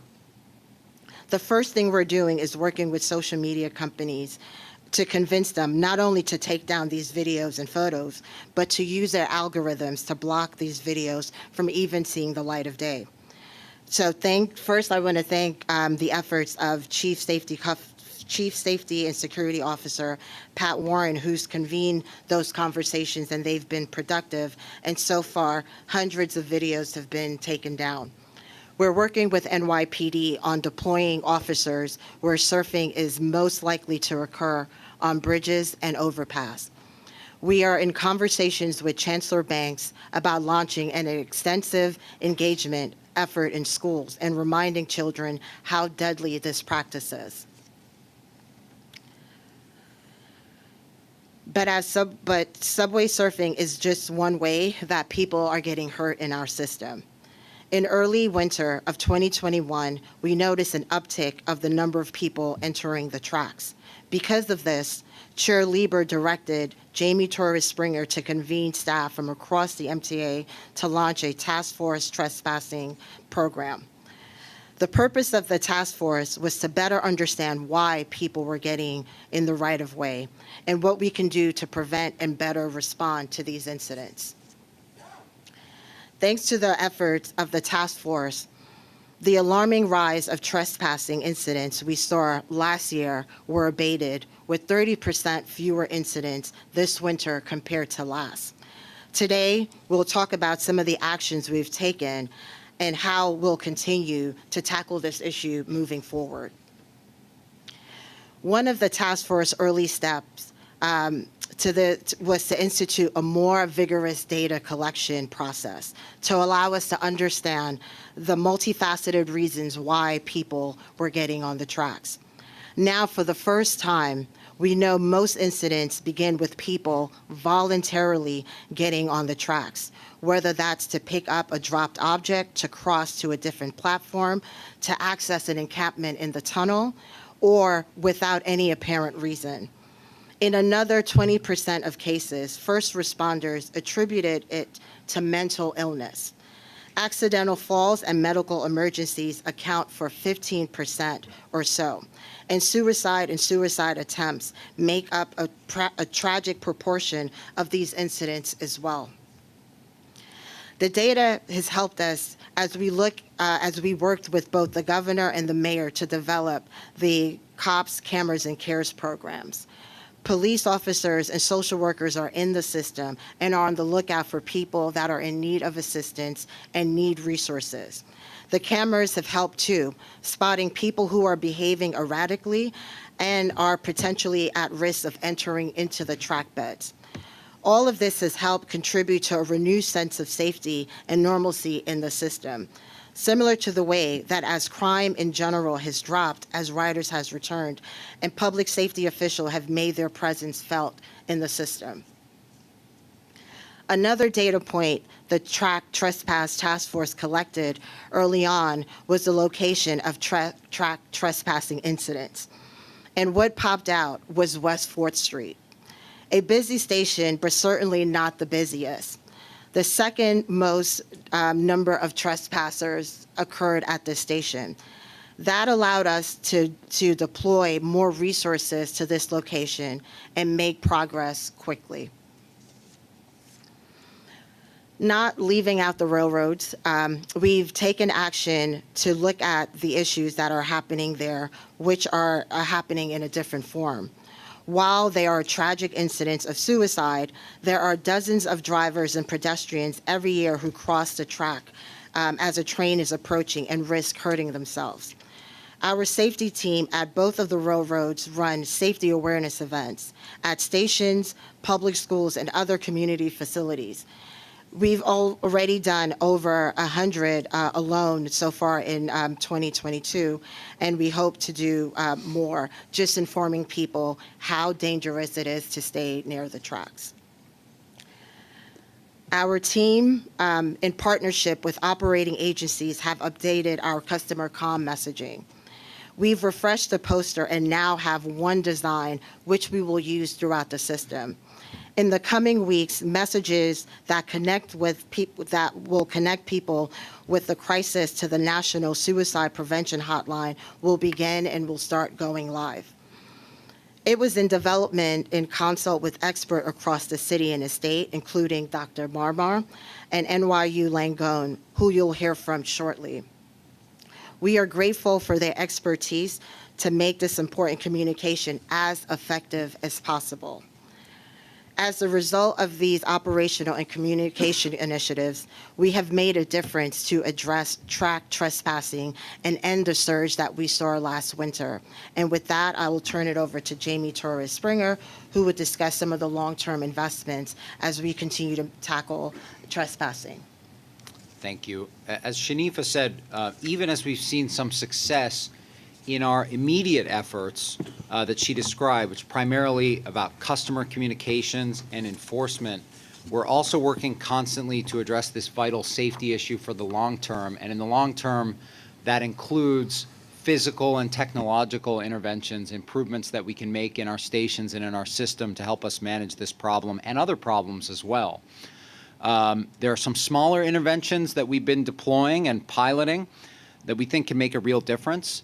The Long Island Railroad continues to lead the way on blue lighting, including at every new station that's been part of the third track project. Studies have found that blue lighting can reduce the incidence of suicide or attempts of suicide by providing a calming psychological effect. We'll hear from Dr. Marmar, who's been a great help to us on all of these issues. But what we learned, which is, and I'm sure he'll talk about this, what we learned, which was vital and new information for the task force, was that often these incidents of self-harm, they are not premeditated, they are impulsive acts. And so the experts have told us that means restriction, deterrence, calming effect, that can, even an incremental intervention where we can't necessarily stop, limit all of the means of someone attempting to harm themselves, we can make smaller interventions. Blue lighting in the stations is one of those potential interventions. Long Island Railroad has installed it at 26 stations. Metro North and New York City Transit will be piloting blue lighting at stations this year as well. Using in-house forces, we've installed a pilot barrier that you see in the center of this slide, in the center of an island platform, in order to provide an area for customers to stand safely away from the edge of the platform. We have to acknowledge, as part of this conversation, last month was the one-year anniversary of the tragic death of Michelle Go, who was shoved onto the tracks. Certainly this board and this entire organization were consumed by that tragedy and remain so. In the statistics that Shanifa showed, we have to acknowledge that those assault, the sources of track intrusion that relate to assault is a very small number of the total number of incidents, but clearly unacceptable even to have one, especially when it results in a tragedy like that. So we're looking at opportunities to make the platform safer, and this is one of them. This pilot, which has been installed at 57th Street on the F line, is an opportunity for customers to stand in a location and feel safe. We're evaluating how that works, whether there are other versions of this that can work more effectively, and New York City Transit will decide how we're going to deploy that in the future. We've also taken advantage of existing technology. Last year, we did a proof of concept showing that video analytics could be applied to our existing closed circuit TV cameras to help predict and alert us to erratic and dangerous behavior on the platforms. The proof of concept is done. We're now piloting that at more stations. There are obviously a lot of applications of this. One you can see in this image, AI can help us understand where there is crowding on a platform that may lead to, that is unexpected and may lead to a certain incident. So we're excited about the opportunities that technology provides. Speaking of promising technology, another example of promising technology is the use of front-facing cameras on our trains. Last year, in partnership with the Transit Tech Lab, we conducted a proof of concept to use sensors and cameras to help us see further ahead within the system than the naked eye can, especially in low light conditions. And you can see in this video a sample of that technology at work both within underground subway systems and also railroad systems. There are many applications of this in the track trespassing context, enabling us to avoid collisions. If there's an alert when someone is on the tracks, that can be a significant application. Also, we think it'll be useful for track maintenance and addressing tunnel conditions and the like. And so we're excited about the promise that this technology holds as we pilot it. In the longer term, some of what we're doing includes track intrusion detection systems that will be able to monitor and provide alerts when someone enters the track from a station platform. This has a great set of applications to really deter that voluntary track crossing that represents roughly 50% of those incidents. When we can have an alarm go off if someone is on the tracks. With rapid advances in sensors and artificial intelligence, we can install this technology but not have a series of false alarms or false positives that will slow down service in the system. And so the project is entering procurement this year to install these systems at 5 stations. Laser intrusion detection systems are used to secure sensitive tunnel entrances against unauthorized entry. This is a vital security measure within our system. Last year, we awarded an additional set of stations, and we're at work preparing on the next slate, and clearly this is critical for preventing track intruders from entering our tunnels. Finally, we will be piloting platform screen doors. We've mentioned before, and we did when we put out our report, there are significant constraints that would prevent a system-wide rollout of platform screen doors. This is not the solution for the New York City subway system, given its age and conditions. It includes narrow platforms that cannot accommodate barriers while retaining ADA access, which obviously we're all working towards on our platforms, and elevated platforms that can't support the added weight. There's also a problem of misaligned door configurations until we've completed our fleet standardization over the next decade that make a significant number of our stations infeasible for platform screen doors. And for the remainder, it will be very costly. But nonetheless, we are going to pilot this at multiple stations and are close to releasing the RFP. This spring, we will be releasing the RFP to pilot this technology at multiple stations. So that's some of what we're doing on the technology and the capital side. With that, let me introduce Dr. Charles Marmar, who has helped collaborate with us on these efforts. He's been a great partner to us. As he'll explain, is an expert on a number of fronts, including suicide prevention. Dr. Marmar is the chair of the NYU Department of Psychiatry and a professor at the NYU Grossman School of Medicine. You have a lot of credentials, Dr. Marmar, so I hope I got those right. You just press the button there. Yeah. Yes, when it comes to credentials, I think we've replaced idol worship with CV worship in our culture. So less is more, please. Indeed. Well, so let's get to the substance of your contribution. So Dr. Marmar, we've been working together since we created this Track Trespass Task Force. You've been giving us advice, looking at our materials, reviewing the plans that we have, and we brought you here today both because we want for you to give us a sense of whether that's been effective, what recommendations you've made, but also really to bring more light to this issue of suicide prevention and help all of us and our many stakeholders and observers understand what more we can do. So my first question for you, and then Shanifa will have one, is that we've appreciated the advice that you've given us, and I just want you to share your thoughts on what it takes to prevent suicide and self-harm in a system like the MTA's, and what you make of the efforts that we're taking. Well, Jimmy, thank you very much, and thank you, Mr. Chairman, and for welcoming to this board meeting. I have devoted my professional life to the understanding of stress, coping, and risk in active duty military personnel, veterans, and police officers. I've had the privilege of working for several decades with the U.S. Army. Commissioner Ray Kelly of the NYPD invited me to consult for years on trying to reduce suicide risk and stress management in the NYPD. And it's a privilege for me in continuing my public service to be invited to participate with you in this MTA process. My perspective is first that you, Jimmy, and your committee have been unusually open and collaborative with welcoming mental health advice in trying to deal with all of the problems you mentioned: suicide, the problem of homelessness and serious mental illness in the MTA system, drug addiction, and self-harm through other means, including surfing and so on. So it's been, from my experience, as someone who's worked with a lot of challenging agencies, law enforcement, the military. You've been unusually open and welcoming to me and to advice from our experts. Second, the various initiatives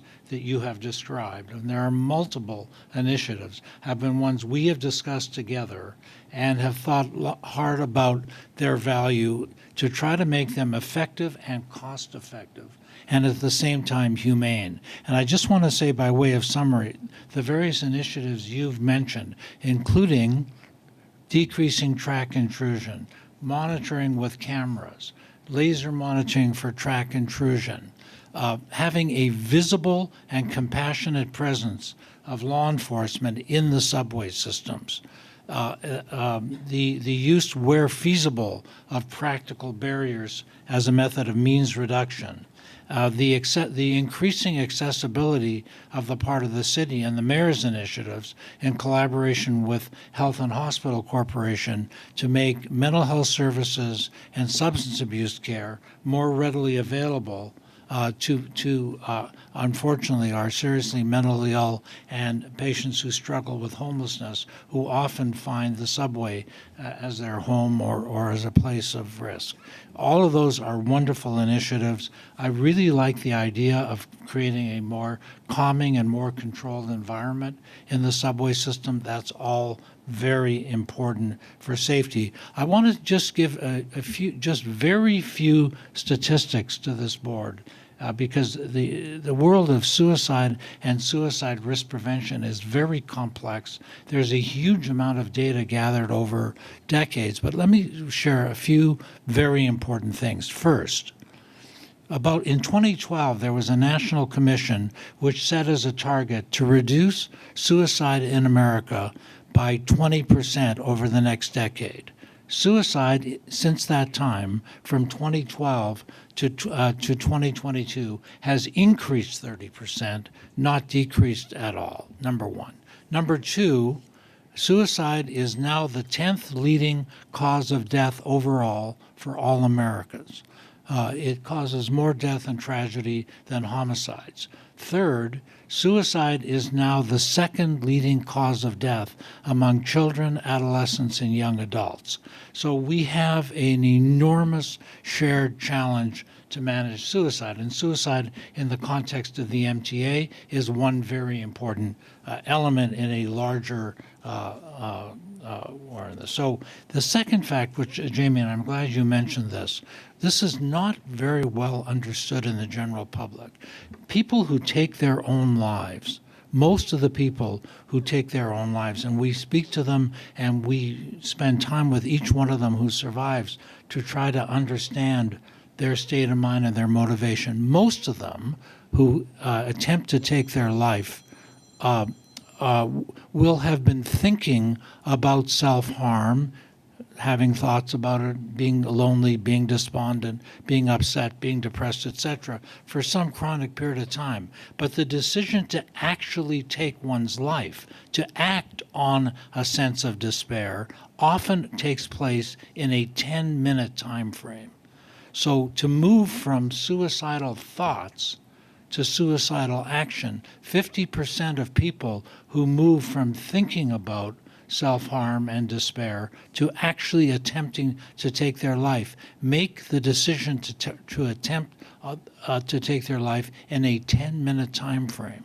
So it's very important that we do everything we can to provide security, provide messaging, provide an environment which will reduce the impulsivity which drives the act. And I just want to say also to you, Mr. Chairman, and to this board, that I personally, as someone who spent my life consulting with government agencies on trying to improve mental health services for suicide prevention and for the care of the seriously mentally ill, this collaboration I've had with Jamie, with you and your team at the MTA, has been one of the most productive, one of the most welcoming, and one of the most, from my perspective, impressive efforts to really make a difference and move the dial. So I wanted to say that publicly, that this is a wonderful effort. There's work to be done, but and that I'm very privileged to be part of the team.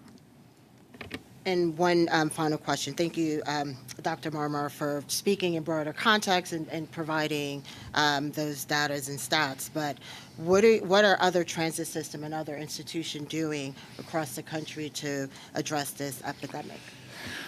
I think none probably as effectively as the MTA from my experience. I was a vice chairman of the Department of Psychiatry at the major medical school in San Francisco, University of California, San Francisco, for 12 years before I was recruited to come as chair at NYU in 2009. During the time when I was vice chair at the medical school in San Francisco, I repeatedly participated in efforts to reduce suicide and suicide risk on the Golden Gate Bridge and other structures in the Bay Area. The Golden Gate Bridge, I think at the time, was the #1 most dangerous site for suicide in America during those years. And what I confronted during those years was a huge amount of concern, empathy, conversation, and very little action. And eventually, a decision was made to install a net-like barrier below the level of the guardrails on the side of the bridge, which is facing into the bay. And that barrier which was created, which was a method of using structural engineering to reduce access to harm, was the single most successful thing that was ever done to reduce that the terrible tragedies of the Golden Gate Bridge. So I think, compared to my previous experience, Jamie, things are moving faster here. They're more responsive, and that the MTA, your team, is thinking of a whole range of strategies which are in many ways more sophisticated than what we were able to do in San Francisco. Well, Dr. Marmar, thanks for joining us today, and most importantly, for bring some more light to this issue so that people can understand. And we should, of course, always mention that anyone who is experiencing these kinds of moments, they can now dial 988 for immediate assistance. I also want to acknowledge that we haven't described it, but much of our work in the transit system has been also assisted and motivated by our Bridges and Tunnels agency, which has been a leader, as you said, have installed fencing at many of our facilities, have placed contact points across the bridges, and provided other means of assistance, as well as leading the way on many of those customer communications. But that's the summary for today of these efforts and the update. Chair. So I just want to say thank you to Jamie, to you and your team, and Shanifa, and everybody in the operating agencies who's participated, and also to the doctor and his team, and folks who make this their life's work. So we're so grateful to be in collaboration with you and professionals, so we can start to address this. Opportunity for board members to questions or comments. Board Member Mahaltsis and Midori Valdivia, then we'll go down the line. Thanks. So thank you, Jana. Shanifa, Jamie, Dr. Kathy, Kathy, Rinaldi, Richie, thank you for everyone who tries to keep our system safe and tries to help people who are despondent enough to take their own lives. But Shanifa, I just wanted to ask you, why West 4th? Did we figure that out? Interestingly, based off of the design and the way that people have congregated in the past, that it led to, just people being there. And as the doctor said, it only takes 10 minutes for an opportunity to present itself. But thanks to, our efforts and also having the police presence as well as social service resources available, we've been able to address that issue quickly. Let me just tell you, when we get police reports and there's a lot of dysfunctional activity and people struggling, whether it's homelessness or mental illness or just general acting out, West 4th frequently appears. It has a very long mezzanine that seems to attract a lot of non-transportation activity, would be my euphemism. Right. And it has been a focal point for our NYPD partners. Pat Warren knows the station like the back of his hand. So that's part of what went into that. And Jamie, I wanted, when you showed the infrared and you see all that station crowding, what do we then do? Do we, send police out to try to break up crowds? Do we say will we send our station agents out? What do we do? Or Demetrius, is that a question for you? I'm looking at Demetrius. I will say that is somewhat of a work in progress as we enable closed-circuit TV connectivity across the entire system so that we can be responsive more quickly, but perhaps you want to add to that. I think they're just additional tools for us, right? You don't want, at certain stations, there's really not enough room on the station for a heavy loading at one side, so you do want to do some dispersing of the crowds, having station agents out of the booth, having the ability to be able to send people to disperse some of the crowds, move them towards other parts of the platform will be helpful. But also particularly where instances where folks are further into the tunnels, the control center having access to that information, being able to dispatch police in advance of a train actually going in that area, notifying a train in advance that maybe someone on the tracks ahead of you. All of those are tools to utilize prior to a person actually coming into contact with it. Great, thank you. Midori. Thank you all for obviously your efforts and obviously this very important issue. I really appreciated, one, that you kind of, expanded a hot button issue that's happening right now with subway surfing and saying, let's look at all intrusions because it is a bigger issue and it's not just kind of what's happening this week or last week, but trends that you're seeing. So I appreciated that. Second, I had a similar question on the camera, and Demetrius, maybe I'm mistaken. I thought no one was looking at those cameras in real time. So I'm kind of confused on how you can take action at that moment. And please correct me if I'm wrong. So the pilot that we ran is different than what we will be implementing. I think it's in July.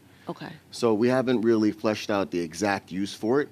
I but see. There's still potential to utilize it in those areas. Okay, so you're saying it's a collection of data, and then it's thinking about what we're going to do next with it. I'd also note, and next month we'll be doing an update on security, including the camera deployment, but there are, I believe, 43 stations that have enhanced closed-circuit TV, which is connected, basically streaming to the rail control center, and so that allows us to take immediate action. Those are the bigger stations where you see more of these incidents, and we're continuing to deploy technology to allow for the streaming, live streaming of that footage back. So that's work that's underway. Okay. And the follow-up I have is, so one, I guess I want to give feedback that I really appreciated from a process perspective what you've all done. So one, saying that there are psychological issues here that we can benefit from learning of, so that's interdisciplinary.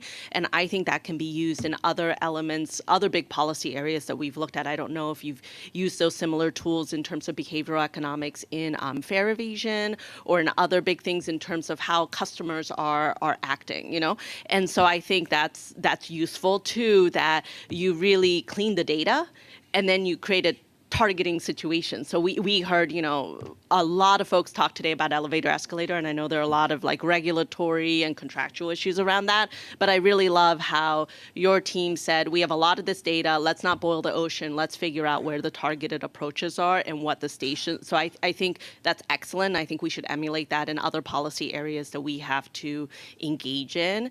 And then I think the last point would be just how much is in the budget for this effort this year? Is this operating? Is this capital? To me, it seems like operational expense. So I just want to understand a little bit more about how much this new needs is. We can get back to you with details, board member. Most of what we've described is in pilot mode, which is we're being able to just handle it in the course of other activities, and then there's capital budgeted for the projects that I mentioned, which we can give you a summary of. Okay, can I just add, folks in this room, we've been working on the budget for a while now, and the operating budget that we put that became the basis of the governor's plan. She put $150 million in it for a package of security-related investments that includes much of the stuff that you heard from Jamie and Shanif about today. So that's helpful to know a little bit more about the 150 and what you're all proposing that it goes to. That'd be great. Thank you. Okay, Mr. Solomon, and then down the line to Transit Advocates Murderers Row over there.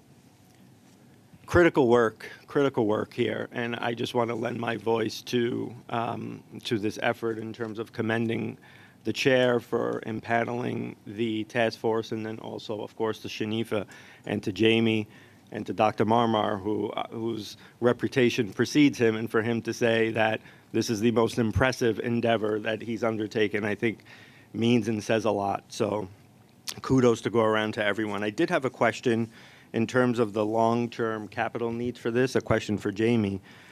With respect to the thermal detection technology, how far ahead could that detection actually spot someone on the tracks versus the actual safe stopping distance for trains? I don't have those exact numbers for you. In fact, we'll learn more about that from the pilot. But I will say, as you saw in the footage, the technology is improving, week to week or year to year. So we are now able to use this to see very far ahead. And as I mentioned, there are many applications of that. Certainly, it's the case that if someone still decides to put themselves in front of a moving train at the last second, that we don't see that this technology would enable safe stopping during that time period, if that's what you're asking. So we still, we certainly still need all of these other interventions as well. Taken was that to be able to see much further than the human naked eye could see, and that's clearly accomplished, right, Jamie? Okay, good. Okay. Mr. Albert, Mr. Glucksman, Mr. Brinkman. Thank you for the presentation, as everyone else has said.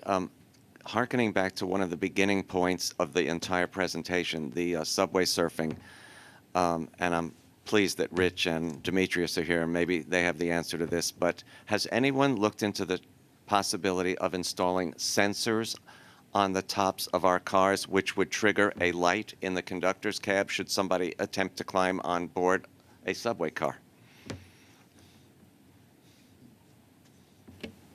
We have not, but we have, we're starting a pilot now on the 188s for like a heavier gauge chain, which will make it a little more challenging to be able to remove it. Unfortunately, when there are breaks and emergencies, we require the crews to go up and down in between cars. So getting rid of the safety chains is not, or making them, not able to be removed is not possible. But we are definitely trying to look at different ways to improve it. Thank you. Mr. Glucksman. Thank you for the presentation. I just didn't want everything to forget what the railroads are doing. They have this excellent QPR program. Myself and Vinny and some others participated. Question, pursue, and refer. So, I mean, persuade, that's right. Persuade. Question, persuade, and refer.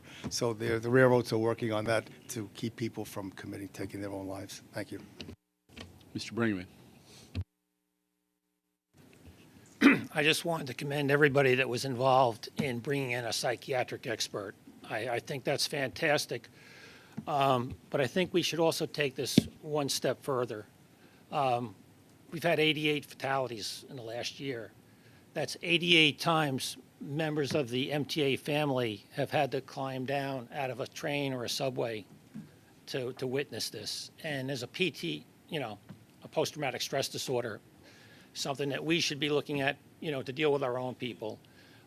Again, it's wonderful what you're doing, and every thing we can do to get those numbers down is fantastic, but we're never going to get it to zero. So I think we need to come up with something to protect our own people because it is stressful. In a previous life, I was a funeral director. I dealt with two cases, MTA cases, by the way, and when I got to see that, it was sanitized. I'd hate to think what Vinny's crews have to witness when they jump down out of a train. So just something to keep in mind for the future, if we're not doing that already. And I thank Dr. Marmar. I really appreciate what you're doing for us. Thank you, and I would like to echo your concern. I have consulted over the years with the major railroads because railroad engineers that do cross-country hauls often deal with terrible accidents and see carnage and death, not necessarily suicide sometimes, but often just bad crossing accidents, and it does take a toll. And the rates of cumulative post-traumatic stress symptoms over a career of being a railroad engineer driver, including the MTA, are very significant. And if I might just make a comment about technology, one question was raised, can we look at the video information in real time? And I think you mentioned that there are AI programs that can actually do that in real time and raise an alarm when there's concern.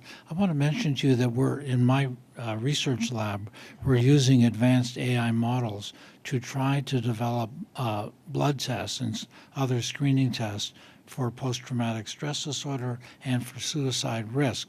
And one thing people may also not be aware of people who attempt to take their life or do take their life, a majority of them have seen a healthcare professional in the 2 to 3 months before they take their life. So if we had a better way to screen for suicide risk, for example, in primary care, we could help you on the medical side. You're doing a huge amount on the MTA side. I think modern medicine needs to do much more in partnership with you. Well, thank you so much. Any other comments? So if hearing none, I'll turn it over to Mr. Davey and his team on station conditions.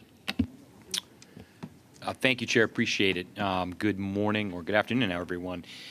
We just wanted to spend a few minutes, Demetrius and I, just briefing the board on our Faster, Cleaner, Safer plan. We came to you all back in the fall with a plan to improve customer satisfaction, to achieve 10% improvement by next year, or at least 70% across the board. And one of those key tenets has been ensuring that our vehicles and our station environment are clean. As the doctor mentioned, interestingly enough, having a space that has order to it as opposed to disorder, interestingly enough, is also a safety issue as well. And so for the Department of Buses, I'll speak for Frank just for a minute, and the team at Buses has been doing an excellent job of improving cleaning in buses. Last fall, accelerating what was a 90-day cycle for deep clean of our vehicles down to now a 45-day cycle, getting our buses through the bus wash basically on a daily basis, and making sure that, of course, we're scrapping every day, but really doing a deep clean on the vehicles on a much more regular basis. And it's paying off. We've seen that our customer satisfaction numbers in bus hit an all-time high of 69% this past February. And why? One of the reasons is our customers are telling us that they see a big difference in the cleanliness of our vehicles. Up to 84% of our customers are satisfied or very satisfied with the bus vehicle. Now, obviously, we have a lot of work to do in terms of service. As the chair mentioned, for example, pushing for more flexibility in terms of ticketing cars that are in our bus stops or double parked. But cleanliness has been a big part of why we continue to see an uptick in customer satisfaction in bus. And so, not to be outdone, the Subways team, I'm going to tee it up and hand it over to Demetrius, is also doing an exceptional job when it comes to both the cleanliness and the station renovation. In defense, Chair, I did not come up with that clever phrase; someone else did. Which is good. But we have been focused on both our renovations, but also our cleaning. We are hiring almost 900 cleaners across Subways for both end-of-line cars and for stations. It's been a huge effort, and thanks to Lizette and her team for helping us move that hiring along. I know I'm sometimes a tough customer, but we are getting the personnel and giving them the tools, by the way, to get the job done is so important. And again, for our customer satisfaction in Subways, 65% in February. It's the highest, again, on record, and one of the reasons is back to cleanliness. Our customers are seeing both onboard cleanliness on our subway cars, and our stations continue to improve. Obviously, again, a long way to go. There's a lot of room for improvement, and Demetrius will talk a little bit about how we're going to continue to push forward in this coming year. So, Demetrius? So improving a customer and employee experience has been a major focus for us. We continue to push efforts to reopen public bathrooms in the subway environment while doing quality assurance and safety checks in those same locations. In January, we reopened 18 bathrooms in 9 locations.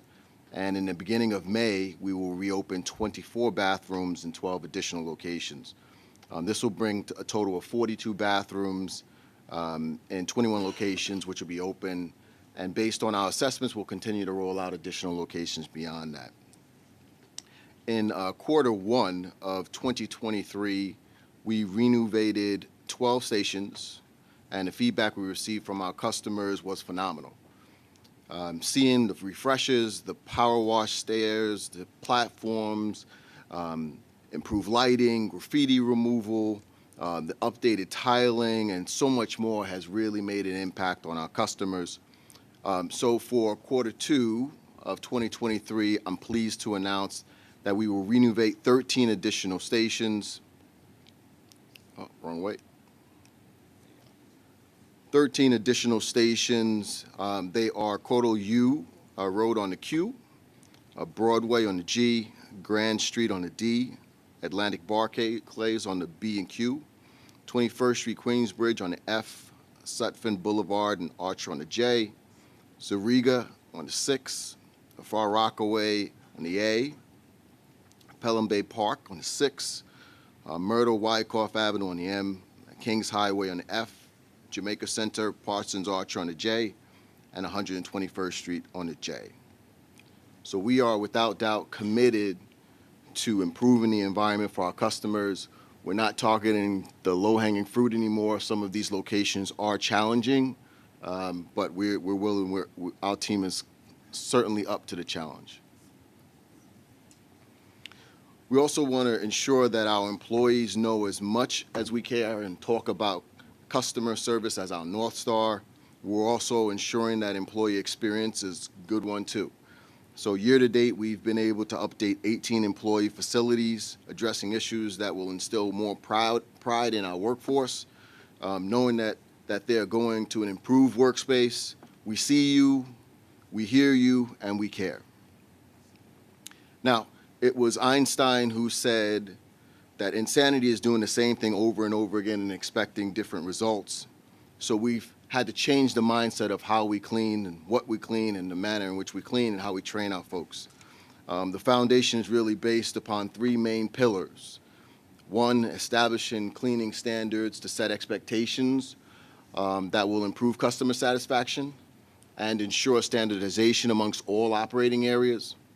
2 is identifying, obtaining, and strategically deploying resources, both labor and equipment, to allow cleaning personnel to perform their jobs and exceed customer expectations. And 3, providing guidance, support, and feedback to all levels of the organization so employees are empowered to effectively do their jobs and enact change. In September of 2022, we hired 297 station cleaners and on pace to hire 48 per month until we get to 2,077 station cleaners. We've enhanced a 4-week training program to include proper utilization of equipment and the inclusion of a Standards of Excellence cleaning guide. That guide in itself shows what cleaning looks like, what clean looks like in certain areas, what a specific equipment looks like when it's clean, but gives them actual visual guides to work along with the actual training that they're doing. Along with the additional staffing, we've reduced the span of control for regular routine station cleaning. This allows for cleaners to address no more than 2 stations rather than the 3 or 4 stations, providing more of an opportunity for cleaners to focus more of their attention towards detail cleaning. We've increased the frequency of stations being power washed and deep cleaned by adding personnel to our mobile wash teams and specialized cleaning teams. We're working towards a 30-day cycle on underground stations. Higher ridership stations such as 34th Street will get additional power washing. And elevated stations, we're targeting power washing them twice seasonally. We also increased the number of cleaners assigned to the extra pool of personnel. This will assist in addressing availability issues to ensure continuous cleaning coverage. Rather than saying when a cleaner is off sick or takes off, we assign that the person that's at the adjacent cleaning location to just take on the additional work.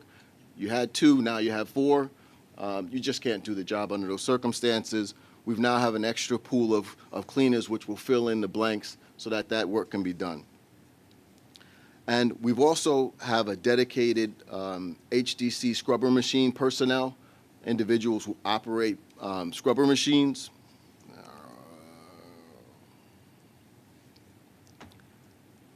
And they will solely concentrate on cleaning subway tiles and tile surfaces, station tiles and surfaces. New machines, tools, procedures, enhanced supervisors are all pivotal to the excessive cleaning. We received 73 new scrubber machines in February, increasing our inventory to 350 of these units. Some stations have multiple units for multiple cleaners to handle. You know, some of the stations are huge, so you can't assume that one person is just going to be able to do the entire station. We enhance and will continue to enhance our quality assurance checks at those stations, because it's not just about doing the work, but how do we enforce it and reinforce it. We are deploying additional high-intensity tactical teams. These teams are specialized teams who are trained to do heights, locations that individuals that are taller will see along the ledges of platforms, along the ledges of stairwells. They're also going to focus on elevated cabs, the glass, where you see a lot of glass in our stations. We keep increasing the amount of glass. Well, these folks will be cleaning glass, but they also clean areas that are generally inaccessible to our day-to-day cleaners. One thing that you'll notice in the frame top right corner, cleaning of the inside of elevator glass, which requires, in some instances, opening the actual panel for the elevators. So we have cleaning that will be done by the HIT teams on the inside of the elevator and the outside glass, but also the elevator mechanics will be cleaning the outside of the structure so that it's clean to our customers as well. Lastly, we reworked our routine cleaning program, targeting cleaning tasks around our ridership. So we want to make sure that we're targeting specifically so that when you go through a location, we have hit that location so customers sense that it's clean.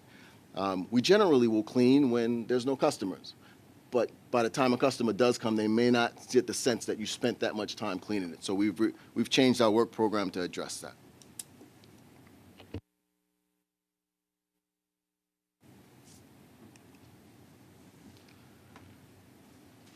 Our customers are noticing the change, and they're telling us about it. We've experienced a 3rd consecutive month where there was a larger percentage of customers who felt safer versus customers who felt less safe in our subway system. A cleaner subway environment elevates the experience for all. In February of 2023, customer satisfaction increased to 65% for subways. This represents an 8 percentage point increase from the fall of 2022 survey and 14 percentage point increase from the spring of 2022 survey. And that is all I have.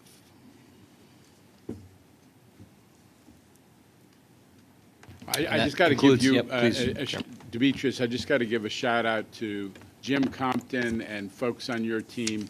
We've got, when I'm riding around in the system, as you know, I will frequently met Mr. Compton and know about certain conditions, and these folks are really attacking, and they're doing it quick. And I think you are on the right track times 10. It's really starting to, I think, alter the experience for a lot of riders. So well done.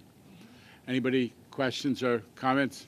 Ms. Valdivia and Mr. Mack. Rich and Demetrius and Jano, thank you all for your efforts regarding cleaning. I know it can be a really big effort, especially if you're hiring folks and all that. So just for my own edification, because I forget, you said you're hiring 900 cleaners. How many cleaners do you have right now, station cleaners? On the station side, I believe we're teetering around 1,900. Okay, 1,900, yes. And you're working to get to 2,077. I heard that number. So it's 2,200 on the station side, and I can't recall a number on the car side right now. And bathrooms, obviously a lot of activity around that. How many bathrooms do we have in total? So for bathrooms, there's that are open or closed? In total, in our In system. total, for there are subways. 133. Okay, so 42 represents a significant Yes. percentage, so that's really great. Couldn't help but notice the facilities, you only had 18 facilities that you're looking to make improvements. That's the least number. Obviously, I understand how we want to be customer focused. What you're thinking, this is 18 facility improvements for workers this year only? Yes, Okay. so what we did was each of the station renovations, we have been targeting employee resource or employee facilities at those locations. Okay. So it's not just that we didn't want to go there and customers come and they say, oh, this is fantastic. You've done a great job of painting my location. The tiles look great. And then an employee goes into their location and it hasn't been touched in the last 60 years. Right. We know some of these facilities are in disrepair, so I appreciate your focus on that, and any more focus we can give would be great. But just what we have a separate employee facility effort underway as well. So for both buses and subways that aren't included in the renovation, I think what we're, as Demetrius is saying, is we're taking advantage of having our crews in this, having our work crews in the station. There's also all these little hidden, break rooms or bathrooms and et cetera for our crews. That's the one we're attacking through station renovation. Thank you. Mr. Mack.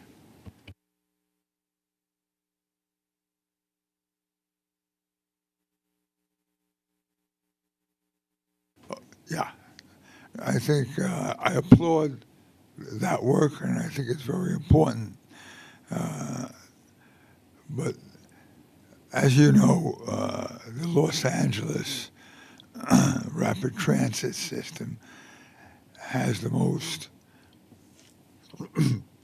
derelicts and homeless. Now, we're going to open these bathrooms, which is wonderful. I commend you. It's a great amenity that we need to do to encourage people to ride public transit. But some way, somehow, we have to monitor so that bathroom doesn't become a homeless or a crime area. You got to remember, you have drugs and all kinds of things that are going on, and you want to make sure that the bathrooms are safe. Mr. Davey?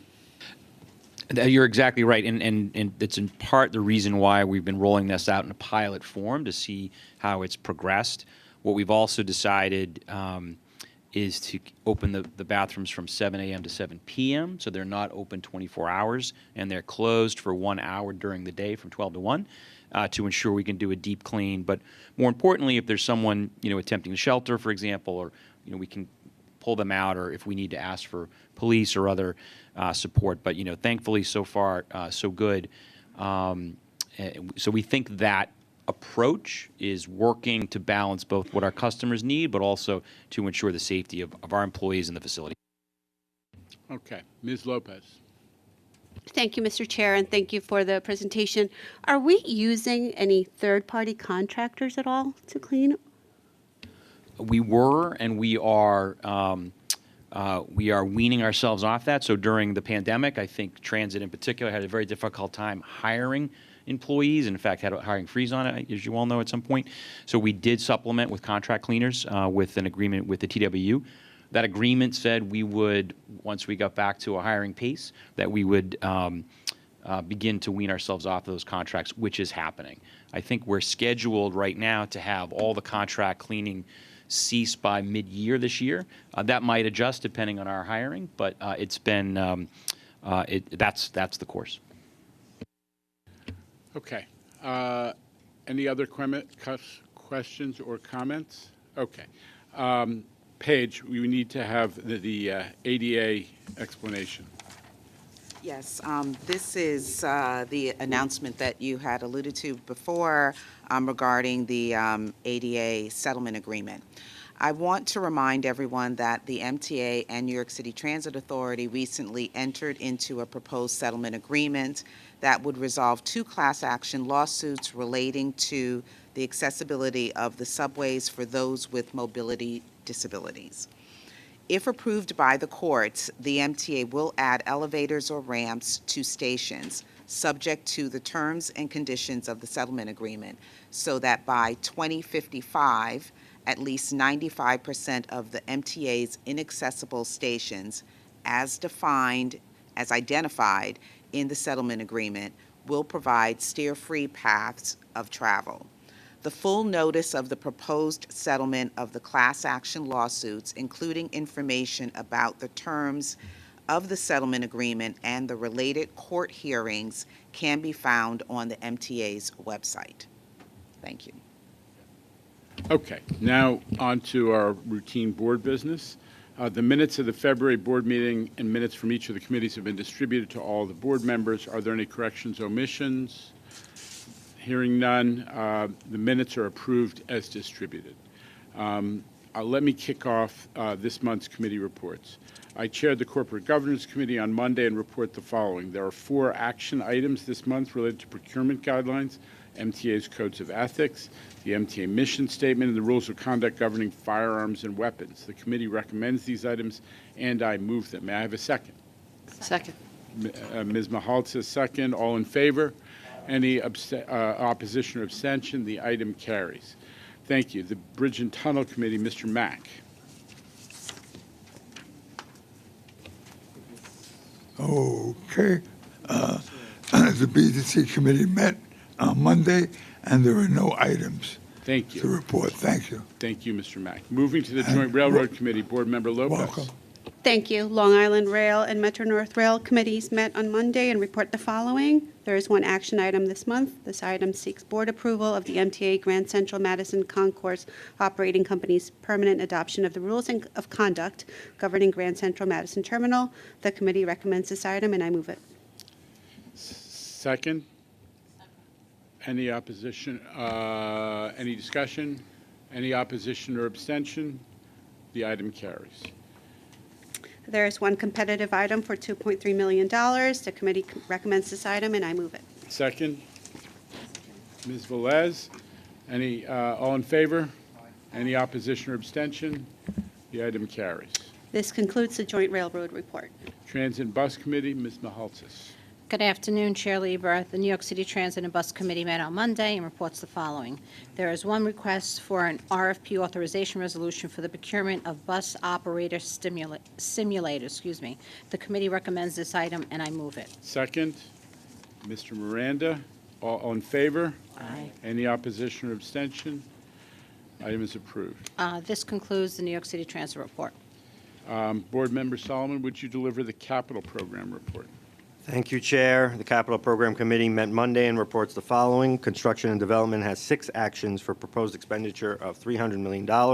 The item seeks board approval to award 6 contracts to 3 design-build firms. The committee recommends these items, and I move it. Second. Ms. Lopez. All in favor? Aye. Any opposition or abstention? The items carry. This concludes the Capital Program Committee report. Finance Committee, Board Member Zuckerman. Thank you, sir.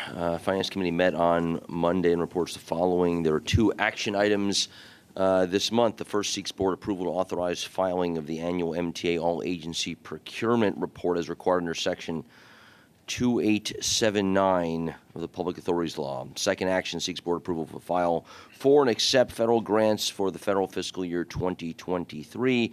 Committee recommends these actions, and I move them. Second.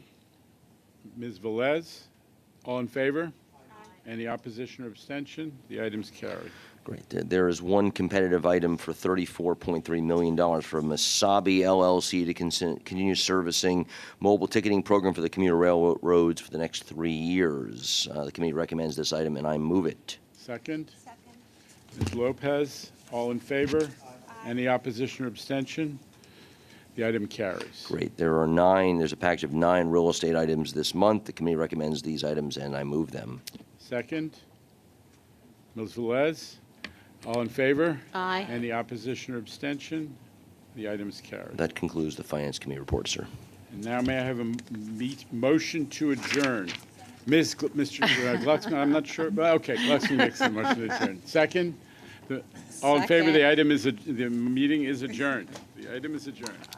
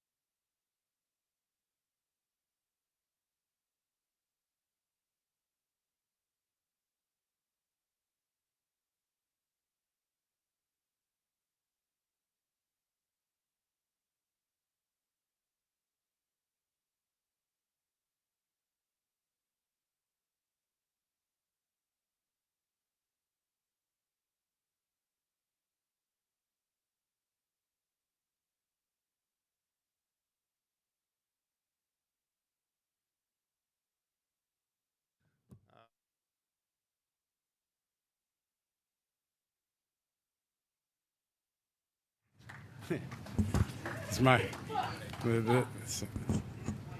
fan club inspires the old joke about the sound of one hand clapping. Yeah, thank you. Thanks, Chris. Listen, this was a great meeting. We're talking, what I was especially thrilled about is in the public comment session, you heard what I think of as the pro-transit coalition in full effect. We heard from the riders advocates who are sometimes push us with good reason, but everybody was there because the budget is existential. You know, what's on the agenda in Albany right now is whether the MTA is going to be able to provide service and the same or better frequency, reliability, and safety as what we've been providing. And that's a huge issue for the city, for the region, for everybody, and for the riders. So I was thrilled that we heard from the PCAC and the Riders Alliance and Tri-State and the RPA and the disability advocates and Passengers United, everybody and independent advocates like Jason and many others. So everybody's understands how important this is, and that, I think, was a shot in the arm. We also heard from the elected, some of whom I met with yesterday in Albany, who are, it is encouraging that people are getting the message that we need full funding of the deficit in accordance with the governor's proposal. What you heard again and again was folks who, even from different houses of the legislature, that have come up with their own proposals, supporting the governor's proposal, which was thorough and complete and set the bar at we gotta solve the MTA deficit, and we got to do it now, and we have to do it permanently. That was the other message I'm trying to get across to Albany, and you heard from me today, was solving the MTA deficit is not a one-year thing. We got to do it in a way that is going to be a permanent solution for years to come. The riders do not deserve to have to go through the perils of Pauline every year when the budget is being done in Albany. And we at the MTA need to know that the money's going to be there so that we can have a plan for the best level and quality of service. And that we don't have to worry about how many people we're going to be able to hire to do cleaning or how many bus operators we can hire to run buses, that we know that we've got the money. And that's why I said to folks in Albany yesterday, listen, you guys have to negotiate out what the elements of this budget are going to be. But what I'm going to tell you is let's not be guessing about what any initiative is going to produce. We need a package that includes initiatives that are guaranteed to produce the amount of money that's being assigned to them. So I was really heartened by the discussion we had. And then we heard two presentations on hugely important issues, both the whole station environment, and hats off to Rich Davey and Demetrius and Jim Compton and the people who are focused on really optimizing the MTA station experience in subways, especially hiring more cleaners, more supervisors, so that we have fewer stations for any one person to oversee, and we can do a better job, and being aggressive about cleaning things that I think many of us who use the system know are not routinely getting enough attention, like glass and some of the out-of-the-way areas at height. Rich has developed, along with the Subways team, a plan for that. So I was excited by that. And, of course, just to hear the range of initiatives that have been developed and are being implemented to deal with this problem of people getting on the tracks. Some of this is voluntary, or the majority is voluntary, and some of it is related to people struggling with mental illness. But, to hear from a leading professional like Dr. Marmer that the MTA is moving more quickly and more aggressively to deal with the issue of people trying to inflict self-harm was moving, I think, for all of us who work at the MTA, and we want to keep heading in that direction. So I had a great meeting and at an important moment. So let the Mintonization begin. Well, starting us off on the serious issues of the day is N.J. Burkett of Channel 7 Eyewitness News. Newt. No, needn't.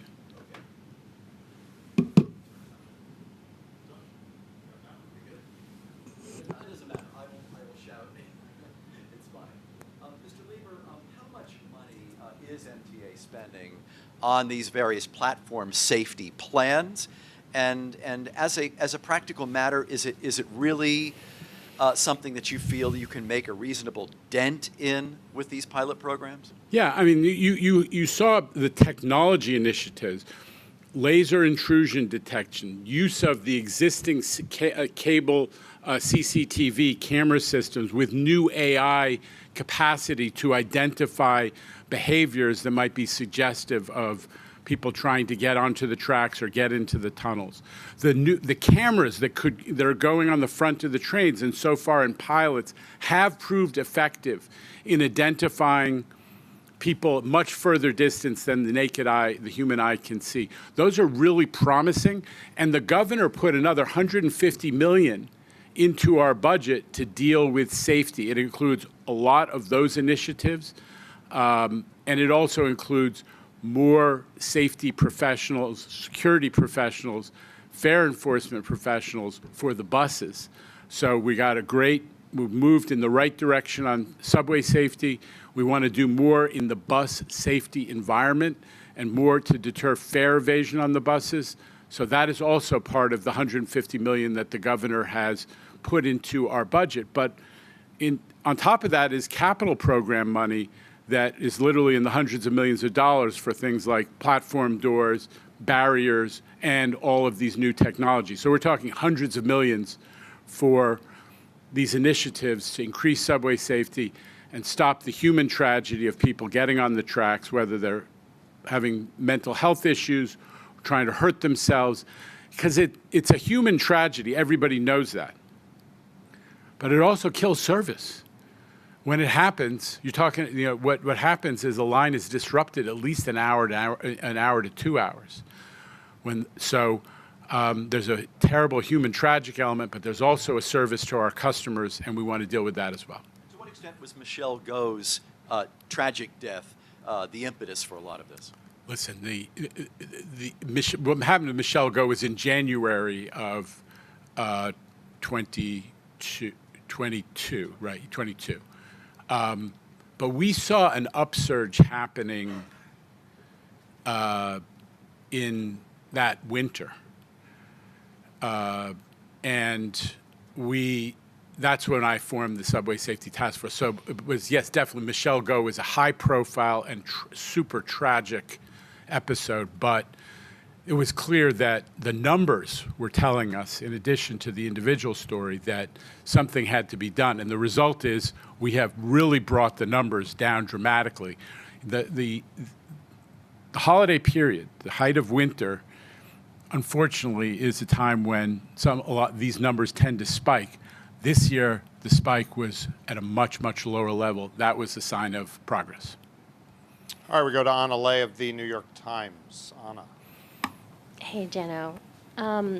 We heard a lot today from advocates who were pushing for more frequent service, and they're saying that it would take a relatively modest investment to make service more frequent on subways and buses. And I'm curious, is there no way to find that money, especially given that there's been other expansions and pilot programs and other things? Is that something that you can, give people who are calling for it? I also was curious if we might be able to get an update on conversations with Richie Torres regarding his concerns related to the Bronx and unintended effects from congestion pricing. Thank you. Listen, we said it, and I know Rich Davies said it. We're in the subway and bus operations business. If we're given money to operate more service, we will be thrilled. And in fact, we and some of the advocacy groups have actually discussed, just planning for eventualities, what that might look like. Understanding that first thing is we have to solve the MTA deficit, and the governor's plan is really the leader in doing that. But if in the end, Albany, all the players in Albany get together and give us a little bit more money, we are getting ready to put together increases in service. And as I think one of the speakers said from the podium, because there has been discussion between us and the advocacy groups, it would primarily be in the evenings after rush hour and on the weekends. So those are the two areas where we think we could provide a substantial improvement of service, mostly through just increasing frequency. And the planning for that contingency is underway, and it's been collaborative with some of the key transit advocacy groups. Would her current proposal help you reach this goal? Well, right now, what the governor put on the table, I think, is, and she's been clear, is we first have to solve the MTA budget deficit, which is $2 billion. And what she put on the table is a huge step because it solves the entire deficit for 4 years. And then by assigning casino revenues in the out years, gives us additional confidence for the years even beyond the plan period. Now, as I said to my friends in the Assembly, one thing I did not like about the Assembly proposal was that it sunset in 4 years. So we have to go through this whole drama again. And the governor's plan really provided a path to a permanent financial security for the MTA, with the proviso that we have to find efficiencies to the tune of $400 million ourselves. But that was a huge benchmark. And now I know the discussions are underway about what the final proposal might include, including potentially some service. Okay, and on congestion pricing, I'm going to have a short answer to that, which is that, we heard a lot in the outreach some months ago. We put together a ton of analysis to support, to respond to all of those questions. There was hundreds and hundreds of comments and thousands of comments and hundreds of hours of commentary. And now we're working with our federal partners. I got to say, lest there be any confusion, the feds are working their tails off. It's super complicated. You know it. But I'm not going to get into any of the details of what that is. We have to give folks a chance to work through what we have put together. All right, moving to Zoom, you've got Andrew Siff from WNBC, who insists he is driving to mass transit, but that's an aside. Andrew, go ahead. Well, it's a pandemic reality, Tim, that we edit our stories in a mobile vehicle. We no longer report to Rockefeller Center. But getting on topic here today, at the board meeting, Mr. Lieber, you unanimously passed the rules that have long been in place at Grand Central Terminal and extended them to Grand Central Madison. And one of those rules is you're not allowed to sit, I believe it's for longer than 90 minutes in a corridor or concourse, which re-raises the question, beautiful Moynihan Station, beautiful Grand Central Madison, why is there no place to sit? Well, that's not true. There's a waiting area, and it was sized, to the reality of who is waiting for a long time in a transportation facility. This is a commuter facility. Our riders don't go there to wait around for hours and hours. They have a schedule, and they arrive overwhelmingly for a particular train. So we do have appropriate seating, and we're going to add to the seating when we have the retail. As you know, Andrew, we started to do a procurement for the retail that would be in the Grand Central Madison area in the middle of COVID, and basically all the retail operators said, we have no idea what retail is going to be like as we sit here in the middle of the COVID pandemic. We're not taking on new projects. We have to wait till things settle down and we see the foot traffic. So that got delayed. But that will be another source of seating.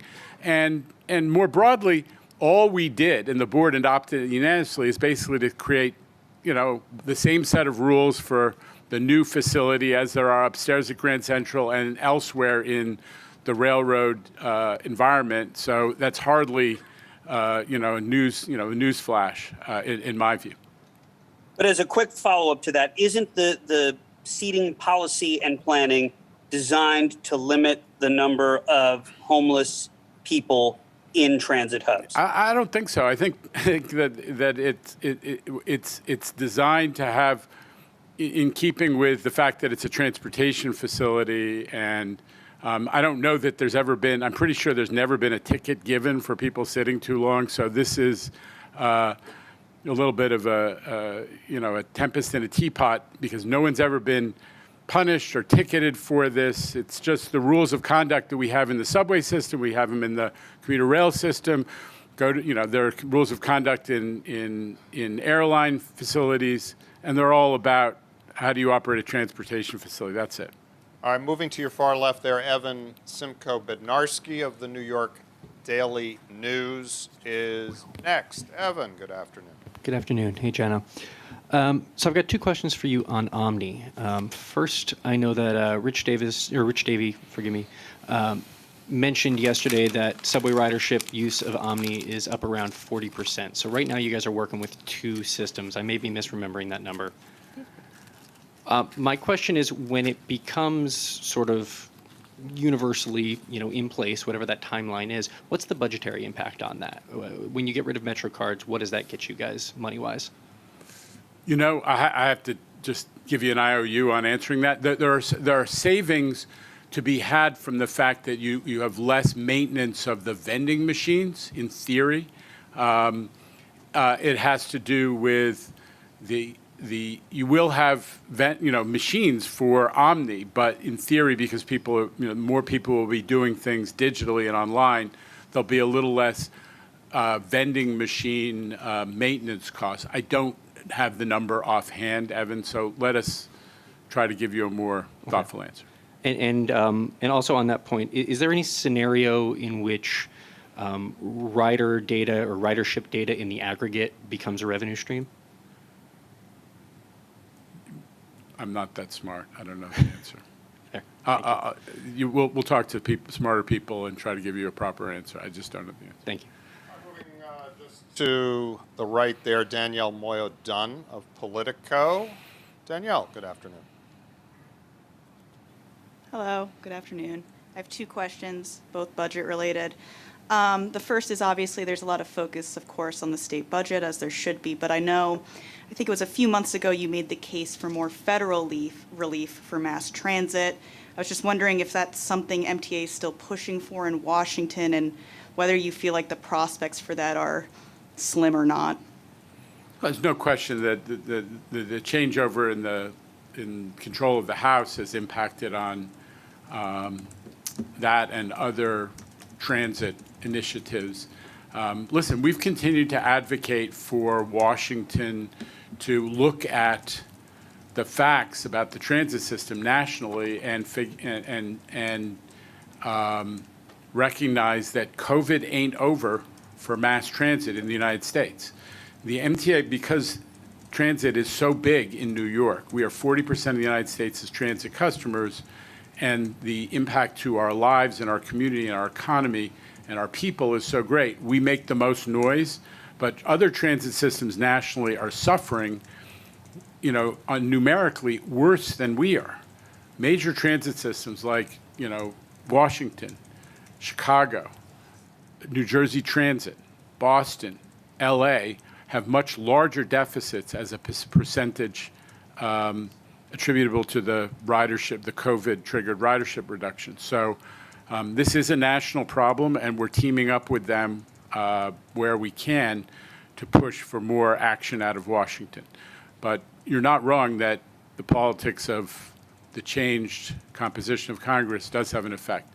But we're also saying to individual, it's no secret that we've got some new Republican congressmen from New York, and we are saying and will always be saying to them, hey, come on, this is something that's important to your constituents in your region. Put aside partisanship and party politics. We need, Republican congressmen from the region to support New York on the transit issue. Great, thanks, Jano. And then just another on kind of the broader budget note. I was wondering, do you feel like the MTA has done enough to date to sort of go beyond the 9 to 5 commuter structure? I know there's an acknowledgement, of course, about the impact of hybrid work, but it still seems like we're seeing slower service and less service on weekends and outside of those hours. I'm not sure I agree. Look, we can debate it, but Listen, we're doing a lot of work on the weekend. That definitely affects it. But as Rich has said again and again, you know, we since Transit appointed a weekend czar, and we started to focus on trying to balance getting work done with maintaining a high quality service. OTP and other measures of weekend performance have dramatically improved. So that's important. We're not ceding the weekends. But the other thing you need to know, Danielle, is that we all saw during COVID the peaks diminish because, you know, office workers were among the most prone to remote work. The peaks came back. So our peaks are real. It's not, I mean, we shouldn't write that out of the story. The peaks have come back. We have to provide more service to the peaks. But we would like to provide more off-peak service and more weekend service. And, you know, that's one of the things that will be determined over time. Thank you. All right, we're going to go, I'm sorry, Rich? No? We're going to go out east on the Zoom equipment to Alfonso Castillo, standing by in the Newsday studios. Alfonso. Hi, Jano. How are you? Good. A couple things. You were on Long Island on Friday. You mentioned something about how you felt Long Island Railroad ridership would actually be stronger were it not for fare evasion. This subject came up again at the committee meetings in the context of the assault on the 2 Long Island Railroad conductors, and there was some discussion about whether the railroad's protocol for addressing people who refuse to pay their fares makes any sense. It's kind of like this badly kept secret that if you want to, you could ride the railroad for free. There are no consequences. You get this invoice. Thank you for publicizing it that way. But can you talk about that? I mean, is it time, as some board members called for there to be more teeth to enforcing folks who just outright refuse to pay their fare on the Long Island Railroad? Listen, we have a discussion underway. It's got to include the union and the folks who are the conductors who are participating, as well as law enforcement. And Chief Mueller is running much more train patrol since, as I said, John Mueller became the chief of the MTA PD. So we are looking at ways to coordinate our police with our conductors to address those situations, number one. In the course of that discussion, we will also look at whether the rules about, you know, what are the punishments and how is the enforcement unfold as well. But there's no secret that fare evasion has become a bigger problem throughout the MTA system, and I've been talking about it for a year now. You know, some people poo-pooed it when I gave a speech that highlighted that at Abney about a year ago now, but it used to be a $200 million a year problem. It's become a $600 million a year problem, and we have to do something, not just because of the money impacts, but because of the sense of cohesiveness and fairness to riders who, you know, feel like, you know, that they're being taken advantage of when they see people jumping a turnstile or, as you say, getting a pass. Or a ticket that they don't intend to pay. So we got to look at it, and we're going to do it in tandem with stakeholders like the union and our MTA PD and figure out what else we can do. If I got a second one, you touched on some of the issues with the rollout of Grand Central Madison service. I know a lot have been addressed. One group that I hear a lot from are Brooklyn commuters, obviously not happy with the shuttle service, and there's a feeling I've sensed of kind of betrayal by Brooklyn commuters who feel like, you know, between the Penn Station commuters and the new Grand Central commuters, they're kind of the odd man out and maybe weren't considered as highly as some of these other groups.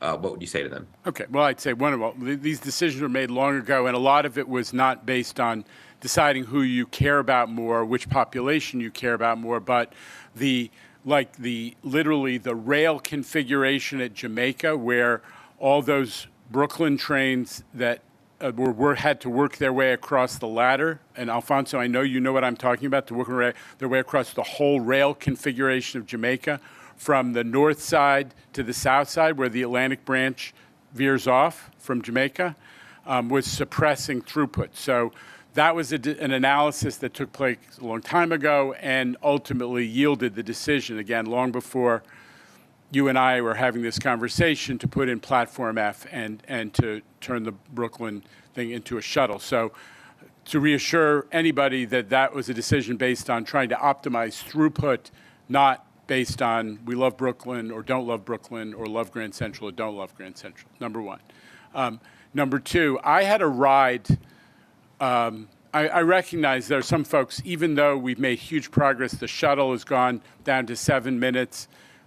Doors are open. Every time someone arrives on the platform F to get a shuttle to Brooklyn, there's a train there with doors open so people don't have to wait. It's become a more reliable and shuttle service, but still people don't like having to transfer, and we respect that.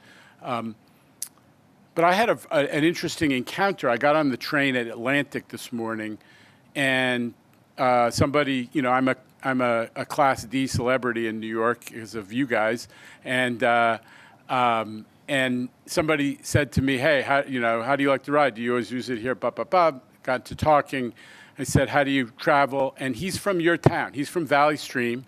And I asked him about Atlantic. He goes to Atlantic. He said, "Look, it's become much more reliable and much more comfortable, but I still don't like having to change." I said, "I get it." And we had the discussion that you and I are having.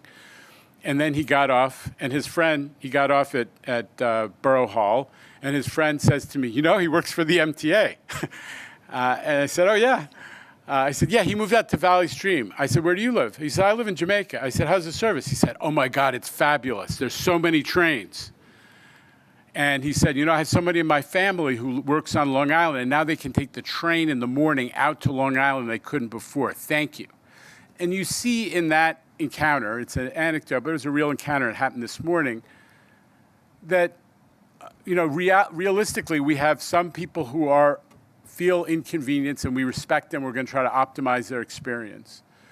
But there's a lot more trains for everybody. There is reverse commuting, which changes the economy of Long Island. They can now draw from the entire footprint of the region for hiring first-class people, right? That's a game changer for Long Island businesses, which were limited in where they could hire from before. And provides also the Grand Central service, which is being voted for by roughly 30% of our population. So, you know, as you and other observers write about this, I just hope we continue to recognize there are a lot of winners and there are happy people. They may not go on social media. But for the folks who are less happy, we are working hard every day to figure out the adjustments we can make. And there's less crowding. The transfers at Jamaica are so much better because Rob Free and his team at the railroad have become really effective at making sure that the GCM and Penn trains are at the north end platform, the north end platforms, and that easy transfers are taking place there, and we're getting better every day. So, you know, we will keep working with everybody, and there will be schedule changes that will address some more of the problems or challenges as we go forward. All right, next question is Jose Martinez right there in the red from the city. Jose. Hi, is this on? Hey, Jano. There was a lot of talk today about, as usual, the escalators and the elevators, and you pointed out that the escalators, again, the privately maintained ones are the ones that are underwhelming in terms of performance. But this isn't exactly a new issue. You've cited this in the past, and back to 2011, the Inspector General pointed this out. So what's different now? What could the city and what could the MTA do to get the private operators in gear on this stuff? Okay, so I've been in this job for a year, whatever, however you count from, year and a half. And what's different now is I'm fed up. I'm fed up. We have tried a lot of different ways to contact some of these real estate operators and tell them this is not what the public was led to expect. When you got a benefit of some kind from your agreement to install and maintain escalators and elevators. So I'm fed up, And I've asked the team now because they consistently show up in the bottom, disproportionately in the bottom of the list of escalators. And I asked the team to come up to start looking at options. Can we take over the enforcement from the city? They made an agreement with the city of some kind. Can that responsibility for enforcement be transferred to us and away from the city buildings department, which has, this huge responsibility for safety in all buildings in New York? Because we are the customer. Our customers are the customer, and they're the people who are being disadvantaged. So I'm happy to hear the stories from every one of these real estate, but some of them don't even respond to letters. They're LLCs or partnerships with exotic names and P.O. boxes, and we want to be able to find a better way. So that's what's changed. I don't have the answer about what we're going to do because that's still a work in progress. And I pushed this starting a few weeks ago, but I'm not satisfied. Part of my dissatisfaction has been my personal experience at entering the Barclays Center entrance right in front of the arena. That station, you walk into that, it was built, again, I don't know who's responsible now, but it was built, there was some benefit from the public, and that was part of the deal, and it is not well maintained in terms of cleanliness, and the escalators are down all the time. And I went down there with the mayor a week or two ago, and I was embarrassed and had to, I literally arrived 15 minutes before the mayor, and I sent folks to go chase down New York City Transit station personnel who are at the other end of the station, because this was not their responsibility, and clean it up because there was so much garbage. And this is not just like the day after a game or once in a while. I go down that entrance a fair amount. So I'm fed up, and we're going to do something about it. I just can't tell you what it is yet. Just to follow up real quickly, the fines that the city does put in place, are they just puny? Are they meaningless to these landlords? Well, it hasn't had the desired effect. So, what is? I think somebody quoted Einstein at this board meeting. To do the same thing over and over again and expect a different result is the definition of stupidity. That whatever it is, it ain't working. So we're gonna look at options to change the equation. All right, one seat over to Nolan Hicks of the New York Post. Nolan. Hi. You've been talking a lot about the improvements in service and using that as part of your request to go up to Albany and say that we deserve the extra $1.5 billion. Please. This morning on the A, there's a 10-minute gap, and then there's a 25-minute gap, and then there's a 13-minute gap, and then there's a 4-minute gap, and then there's a 7-minute gap, and then there's a 50-second gap. How's that consistent service, and why does that deserve more money? Okay, so how many subway lines are there? 26. I have to take a question. I'm happy to. So, respectfully, you're cherry picking. This morning's rush hour was 92%. So, were there issues in the A line? Sure. Are there issues every day in the system? Sure. But I think this suggests that we're not working to improve that, and that we're not deserving of the revenue to provide the service, by the way, that many of our customers asked today for, is just wrong. So we have issues all the time. We're digging in. I think we've always said we're not perfect, but the on-time performance and what our customers are telling us is that they're seeing improvement. And so that's what that's how we manage the business. But I think everyone would agree that's one of the more maddening aspects of riding the subway, right? That you have a train doesn't come for 20 minutes, and then you have 2 or 3 trains show up a minute apart, and then there's not another train for 20 minutes, with seemingly no explanation as to why that happens. Well, I think we put out explanations, but I think what's maddening for me as the president is that there was a shopping cart thrown on tracks last week, and it caused 250 trains. I think one of our customers noted an issue on the 7 line last week, and that's because someone jumped in front of a train, right, which we discussed earlier. So there are lots of issues that are certainly our responsibility that we're focused on, but there are a lot of third-party challenges that we need to work through as well. So I find that maddening too. But as I said, you mentioned the A line this morning had some challenges, but across the system, we were at 92% on time, which is pretty darn good for a subway. Politicians love a headline. So if you don't get the $1.5 billion, how much does the fare have to go up? I think Tom DiNapoli is the only person who studied that issue, and his answer was north of 80 cents, I believe. All right, let's move on to Skylar Woodhouse down there from Bloomberg News. Skylar, good afternoon.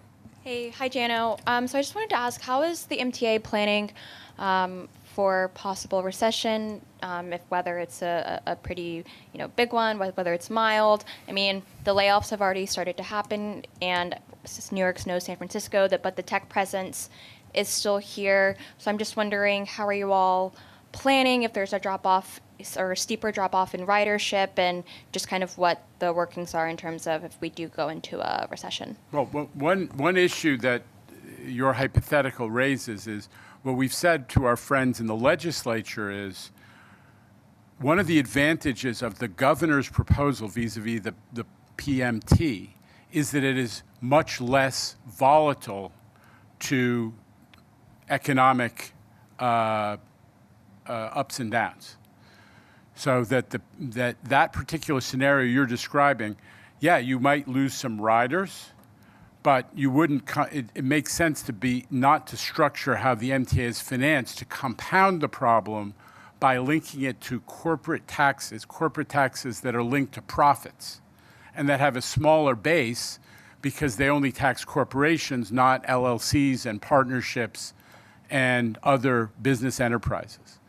The governor's PMT tax is so broadly spread that and because it's linked to employment, overall payroll, not to corporate profits, it's much less sensitive to downturns in the economy. So that's one aspect of our planning, is to appeal to those who are deciding our future to give us a cost structure which protects us in that scenario.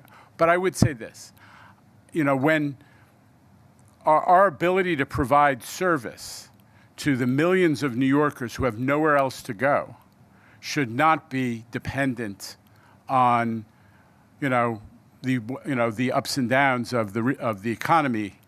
We should be providing a level of service that gets people, low-income people and moderate-income people who can't afford an Uber, where they need to go, whether it's a job, school, health care, or to shopping, whatever they need to do.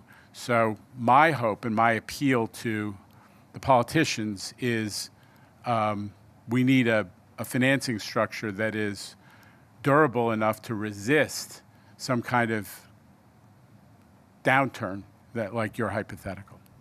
All right, next up on Zoom is CBS 2's Elijah Westbrook. Elijah, good afternoon. Elijah, we're not hearing you here. Let's just make sure you're unmuted.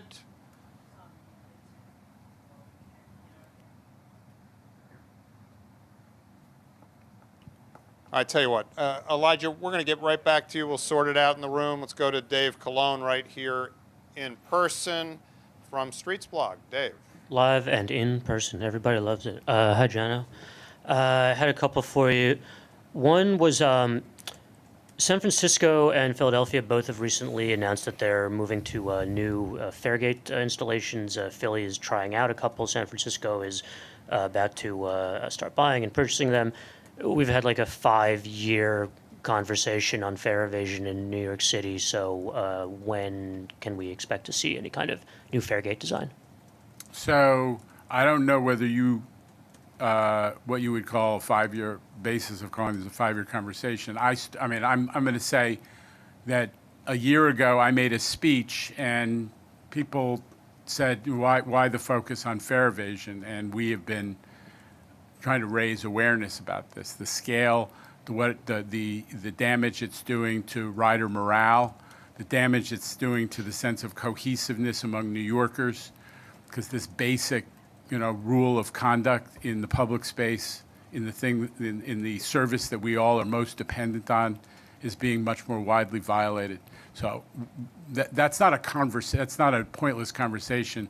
Raising awareness of this problem is the beginning of a solution. In the meantime, we've had some really smart people from social justice backgrounds as well as law enforcement backgrounds and the Chancellor of the City of New York, folks who work in the education space, talking about what to do. And part of that, you're right, is to look at redesigning the fare array so that it is more resistant to fare evasion, the physical fare array.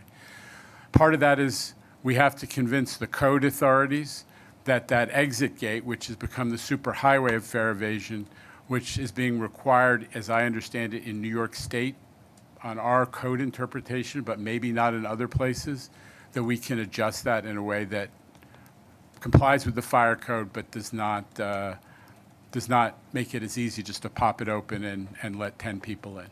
So we're doing the work, and in the next couple months, I know we've been a little delayed, but we're going to put out a proposal about all the different things that need to be done. And it's not one thing. It's not like some massive crackdown. It is enforcement, education, creating a new environment like the physical fare array, and also an emphasis on equity so that we don't have, that fare evasion is never a crime of poverty. I note that the Speaker of the City Council has spoken out about the need to make the Fair Fares program available to a higher eligibility threshold in terms of income. And I thought that was an interesting sign that we're starting to get our head together on this. And I'm hopeful about the city's willingness to consider that. So there's a lot going on.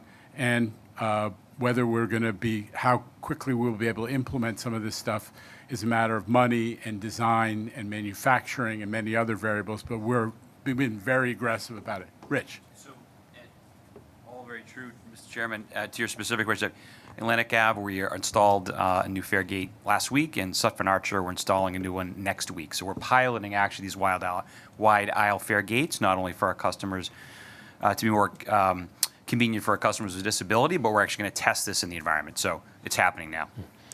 But you just mentioned the fare evasion report. Last month you said it was coming out in a month. Now you just said it's coming out in a couple of months.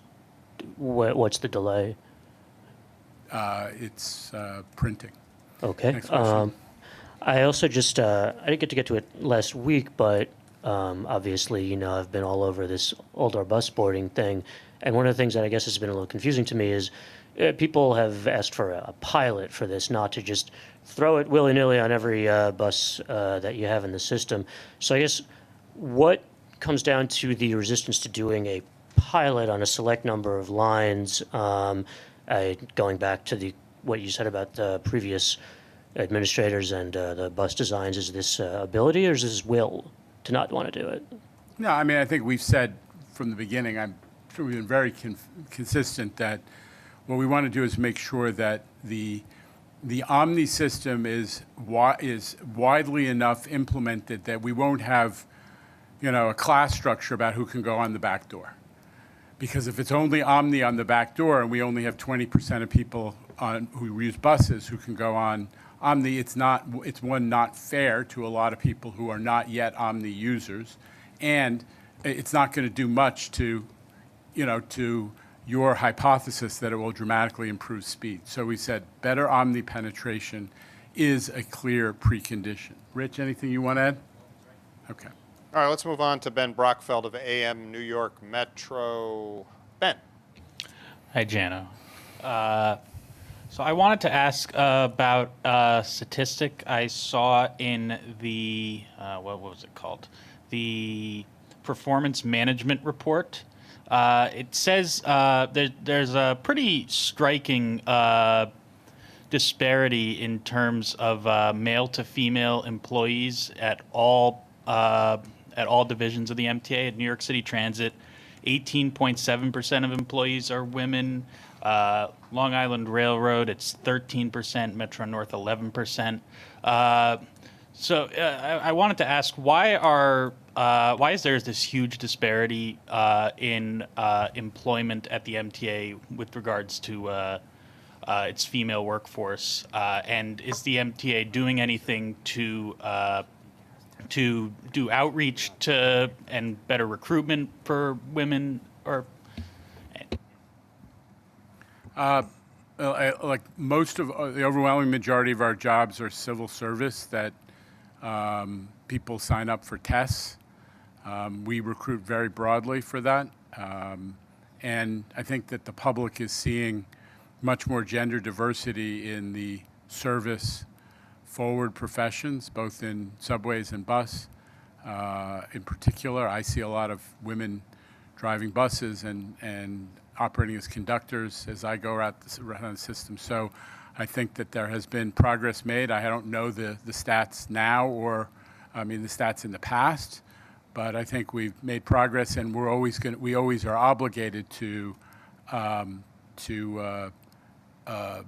recruit broadly in order to get people have to sign up for civil service tests to get on the list and so on. So that's it. I'll just tell you what I personally have been able to do. So I'm not going to, some of your colleagues have heard me list who I hired to sit in the MTA front office and take key roles. And we will give you a list because it just happens that most of them are women. You want to come up and talk about it? Come on up. Chairman, thank you. You hit the nail on the head. Most of our... You just introduce sorry. yourself, please. Lisette Camilo, Chief Administrative Officer.